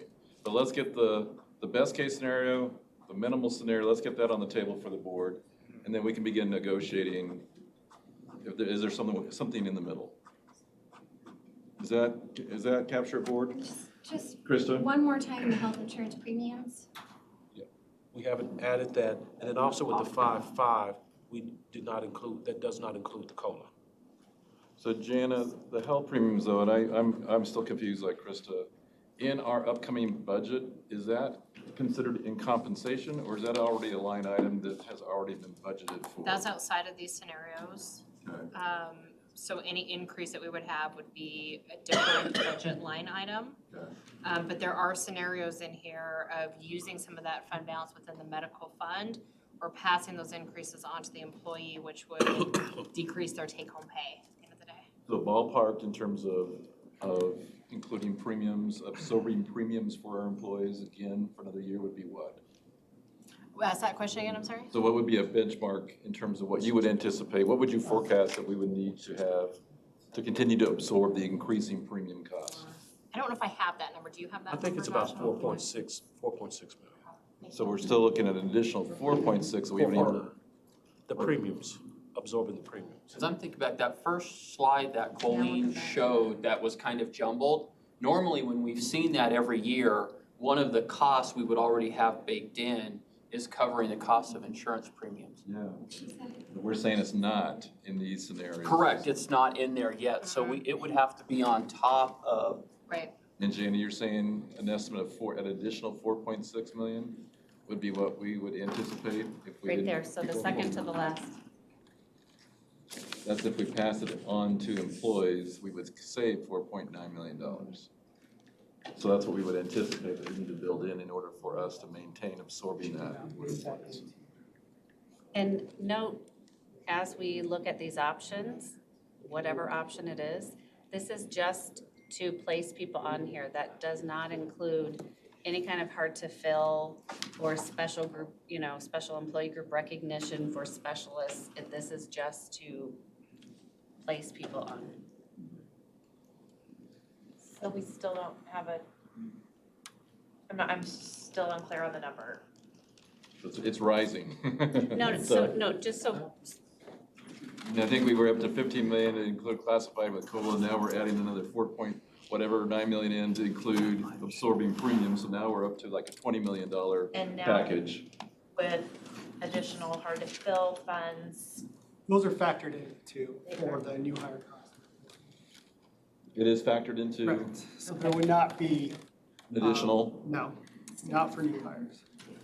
So it's built into the cost that we have already anticipated. Our existing employees would layer on to Yeah, any. so there's additional line items that factor in, who's coming in and where, and then who's leaving and where. So if Again, we it's were- hard to estimate, and that's why these are just estimates, because we don't know who's leaving and who's coming in, this next school year, but we tried to factor in those costs. If the new teachers come in at X and the old teacher's leaving at Y, where do we? So if we were to suggest, say, we want, the high end is a $20 million package for compensation, the low end is a $5.5 million. Does that cover all the possible scenarios to get us to a desired, does the 20 million cover us to get us to a desired state if we had all the dollars in the world? Okay, so 20 million is our high end, 5.5 is our low end. I don't wanna keep asking specifics, but just because you said tonight the early severance option could possibly be a cost-saving measure, but you haven't run those numbers yet. I mean, I know we're asking a lot, but if it's a cost-saving measure and it's also something that we could do that some employees would appreciate, I'd like to know it. So could you possibly run Yeah, those? so like I said, we just kind of, just before the meeting, kind of got the numbers that we needed to come up with. So I'm not asking you to do something that's gonna take like 6 months, I'm hoping, so. I am significantly concerned about timing. We passed this, or prior board passed this resolution in December of 2018. And we're sitting here 2 months before contracts go out. We are just seeing some options. We are just coming up with cost savings. It took us, 16 months plus to collect general feedback on whether we want to value longevity or whether we want to value additional education. We are at the critical implementation phase, and if it took us 18 months to get the values defined and collect all of the feedback from all of the people, I do not see how we have the bandwidth to actually implement this. Our teachers, I completely respect that we have given them a lot of opportunities to come and give very broad input, but asking them whether they value one thing over another is a very different input session than which of these cuts do you want to see? Which of these salary schedules addresses and truly encompasses what you were wanting? And I don't see how we do this in 2 months. So do you have a suggestion? So I'm gonna ask the solution question. Nope, just problems. Okay, so we can admire the problem as long as we want tonight, but I think we have to get to a place of action that says, what do we expect at our next board meeting? And I think, Yeah. I know you were trying to wrap up, but if we cannot identify some very specific timelines, Right, I am not sure how this happens. Right. And that employee feedback piece is imperative to me, and I just, it seems to me what's pivotal is the next step, which is to do the 20 million package versus the 5.5 million. That seems like that's the critical next step piece that then begins the process to allow for employee feedback, engagement, and community and committees and whatever else you want to, whoever else you want to engage. But I think if we can get that piece accomplished, that would get us moving forward. Yeah, that would help. And just 30 seconds, and this is particularly for our two new board members. I certainly want to pay homage to all the work that people have done to get to this point here. This system was totally and utterly destroyed. There are folks who had not handed in transcripts for 7 or 8 years. There was no recognition for continuing education. Amanda and her team took well over, 9 months? Mary, am I correct? 9 months, and we've only been building this system here since November of 18. And 9 months to get transcripts, to go through and verify all of folks' college education, their degrees, and experience beyond their degrees. That took 9 months. And then working with an already slim staff to create and really just go all out, trying to get the input and offer the sessions for people to come in, which would have, again, we had a CBA. We could have gone right to the CBA and we would have known exactly where we've been. If we were in negotiations, we could have negotiated this together. But the amount of work that's been accomplished from a broken system to right now is amazing. And I don't know if this could happen anywhere else. I'm well aware of where we were and where we are. Let me just clarify what I was saying. It has taken a significant amount of time to get from point A to point B, and we have another 500 steps to go. And Absolutely right. in 2 Trying to do it in months, 2 months. and I am. Absolutely. I'm saying if we don't come together as a board and give some very specific directions Yes, and lay out some absolute crystal clear expectations that are reasonable to ask of our staff, we're going to fail, and we owe our teachers more than failing. Yes, ma'am. And Nor now, do we want to fail. and we don't want to fail, and now we have 2 months to get to this beloved space, this desired place. There isn't a system in the state that isn't working on this right now. They also have 2 months. The difference is that one, they have collective bargaining agreements, and two, they didn't start where we started. So recognizing the work, thank you for all the work up to this point, and also recognizing that it's going to require additional time and bandwidth and space, cognitive capacity. I think we're gonna probably need to talk about having some additional time together to do that. Susan and Elizabeth? Oh, I don't wanna cut you off if you. No, go ahead. So I guess my only recommendation was going to be, I think there was a slide up here for the next employee council meetings that were coming up, but I honestly think that is the next step to actually talk about what does an in-depth engagement process look like? All those goals that we outlined for the board and this process, and having extensive time that they're putting into what that would look like to ensure that those impacted by the decision have opportunities for engagement and input. I mean, to me, that's a committee that's happening right away, that could dedicate significant time and resources that could then come back to us, but that's the part that I feel like we're anxious about. How are we gonna know that the system is giving that input and collaboration? And we can get there, but again, is the target, I know David was talking about this, is it that between the 5.5 million to 20 million? Is that the target? I think it's a range between 60 to 20, 6 million to 20 million is kind of what we talked about. And I think it's a starting point. so. In terms of timelining for March, is it reasonable for staff to bring to our March 10th meeting Almost ready.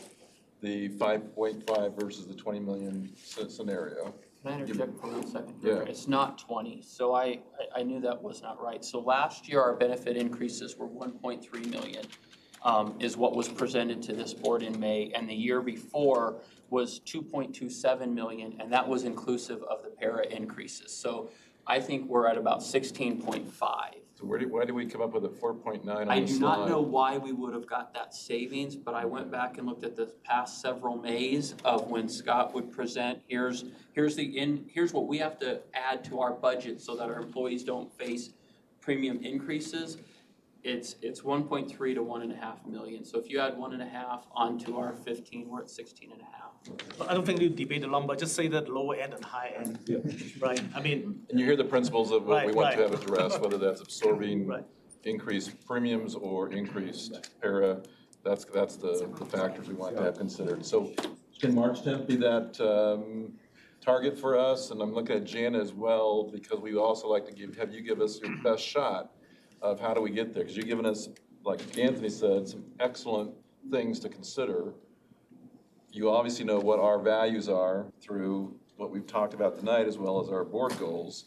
Can you look at your list and filter through and say, these are probably some that this board might accept based on their values, based on their in statements, based on their expectations? And this is how we can recommend that the district gets this additional $17 million that they need to get to the high end.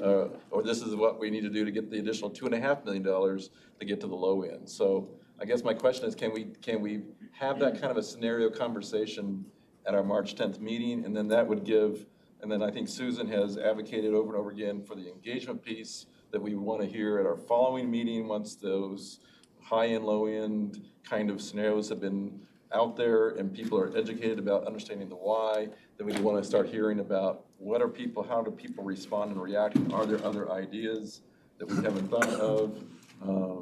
And then we'd be ready to go with employee council, where they would be making a recommendation in April, as I understand in your timeline. And then the board would then be responding to that recommendation in May. March 10th is extremely aggressive. Okay, so let's bump that up. So we're up to the 24th of March that we want to have the high-low scenarios put out there. And we back it up to the April 7th meeting, or whatever that first Tuesday meeting is in April. Yeah, it's the 7th. Yeah. It's the 7th. The 7th would be when we would want to get into the engagement piece. Christina? I may as well blow up the room with this question. Why wouldn't we engage in a CBA? With all of this knowledge, commotion, timing, cognitive capacity, I'm just gonna address the elephant in the room. It requires so much time. And we are doing it right now. So that would require a board resolution. If that's something you want to put out there to consider, go forth and do it. And that's the privilege that every director has. If you have an idea, a suggestion, a solution that you would like to run amongst these directors in terms of moving forward, that's how you do it. We don't just put ideas on the table and drop it. If you really have a strong feeling that that's what is a better I path. am asking, I'm asking, Yeah. what's our thinking? I don't know if it's a better idea. I don't know if it's I don't think it's for tonight's conversation. Right. I'm asking the question and I would like to hear thinking. So, But make sure that you go to agenda planning meeting and put it there. I won't. See, he's not gonna let us, change agendas. I would like to see if we are truly going to look at every single cost option available. Is it possible to assign a number to the amount of work that we're using valuable district resources to do something? You were saying, looking at outsourcing. In a way, having collective bargaining is outsourcing. We are doing all of the work that someone else could be doing, and I'd love to see a number. What's that worth? What are we spending on our staff resources, recreating a wheel that already exists? and again, I think some of this I think they've heard this conversation, and I think that staff need to give it their best shot on the 24th to come up with their best recommendation. We can certainly say, you know what, instead of that, we would prefer that you price out this. I mean, that's certainly our prerogative. But I think we have to be careful that we don't give so much micro decision-making to them that we don't give them the chance to do what we're asking for, and that's to have some process time. And I think we need to give our staff that permission to do that and come back to us with the best-case scenario. Based on what they know that we said it should be the high end, the low end, give us your best-case scenario. And I just wanted to make a note that that is a potential cost savings possibly that was not included on our master list that I Right. would like to see included if it is something that can have a number assigned to it. Well, there's several on that the board has added, and so staff, I would also ask you guys to reflect on those, whether it's the 4-day school week, the outsourcing, And just selling these. selling the Wilcox Selling building these. at the highest price possible. So I guess if you would look at those and see, and I think Elizabeth's point is well taken though, is also we recognize this is a heavy lift. And if you have to come back and say, you know what, we just don't have the manpower, the bandwidth to give you a dollar figure on outsourcing right now. We just can't. We're just stretched so thin. Yeah, I can tell you right now, we don't. We simply don't have that right now, because what would happen, you would bring in an outside entity, in fact, not one, because you're talking about potential contracts over $500,000. you would have to bid out a couple of, folks who would come in and give us some recommendations on what outsourcing would be for X, Y, and Z. Yeah, but I agree with Director Hansen saying, because you have conduct almost 18 months to do this. We have a very lean central staff.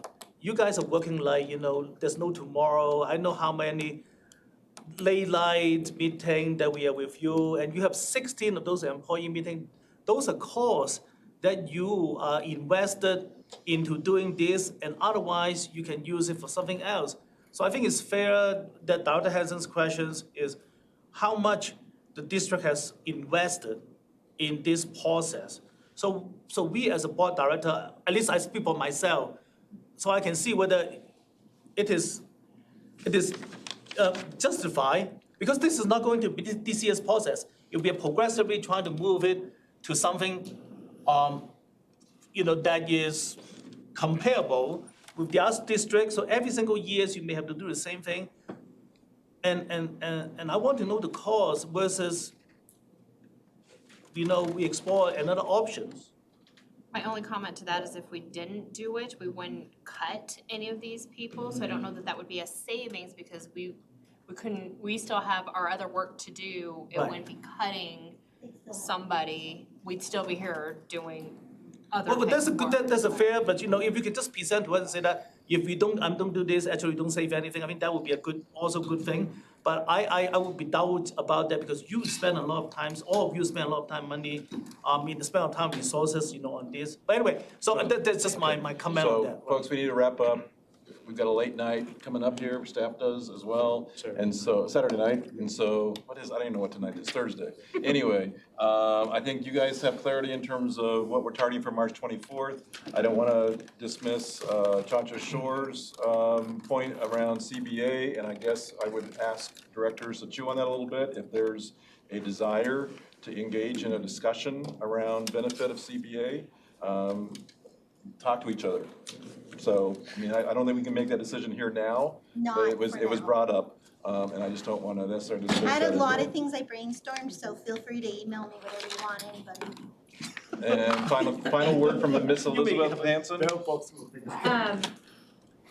want to just belabor this, but we started this meeting with 5 points that we all said we needed to have a yes to be able to vote in May.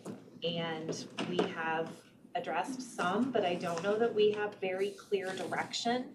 And I do not want to leave this meeting without something that we can, I just feel like we're leaving it really vague right now. So Elizabeth, what do you think we have We have directed not- staff to do for the 24th of March? Well, we've talked about the 24th of March, but what happens from there to, we wanted community education. We wanted to meet the December 18 resolution, and that is research and best practices for ensuring equity and employee satisfaction. We wanted a forecast out from year 1 to year 3 to year 5. We wanted to talk about teacher involvement and engagement. And those were all really great ideas, but if they fall on the floor in this work session and we don't have some need to really follow through with this, I just worry that this entire 4 hours was for nothing. Well, and I would disagree that it's for nothing, because I think what we have is trigger points. So the 24th is a trigger point to continue on the exact things that you're asking for.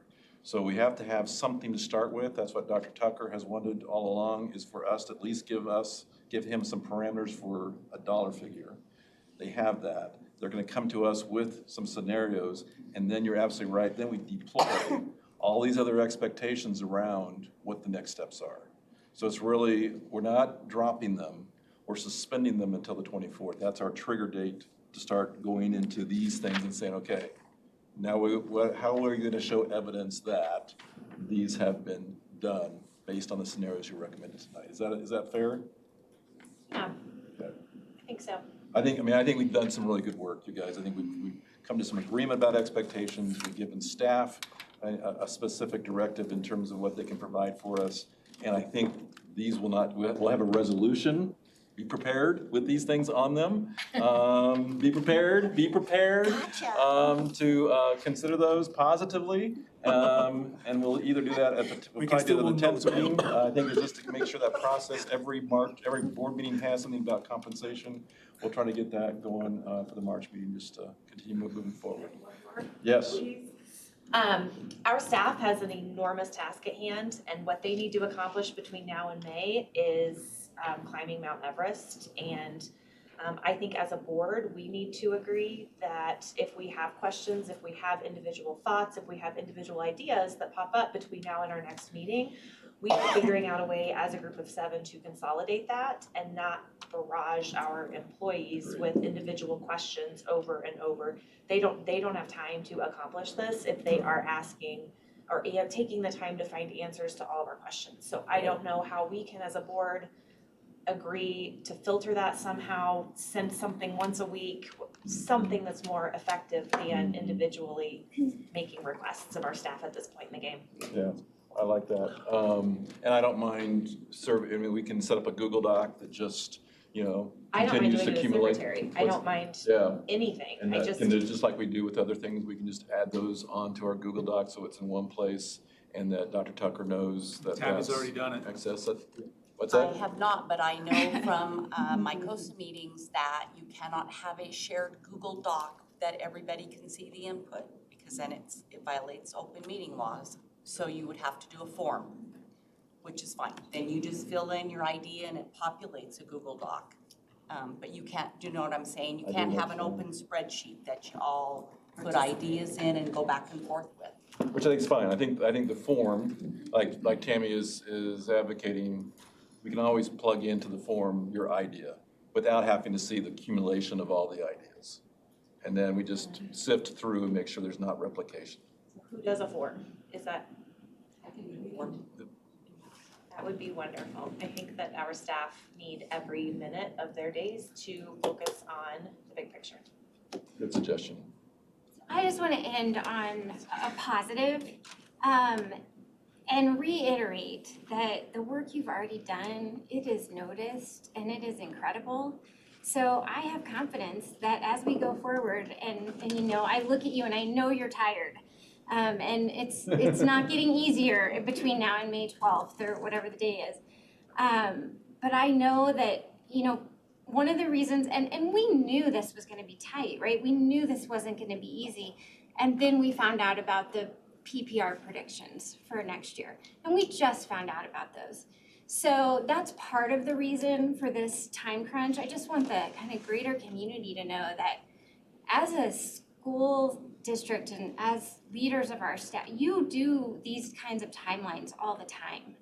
And even for me, sitting here tonight, I knew this was gonna be tight, but to hear the real number recommendation for, tonight, it's hard to hear, even when you know how tight it is. So I know it's hard for everybody to hear that these are options we have to look at, and we're all working to do the very best we can ultimately for our students, and that means doing the best we can for our staff. But I know that all of you want that too. So I just kind of want to throw that out there, that great confidence that even though it feels tight, we've seen you, work on tight schedules every month. It happens every day here. So I don't think we need to be discouraged. I think it's not gonna be easy, but we continue on, and I agree. I think tonight was very productive, so. Then look, we should send them home and so they can get sleep. Thank you, one and all. Yeah, thank you. Thank you. All right, have a good evening, everyone.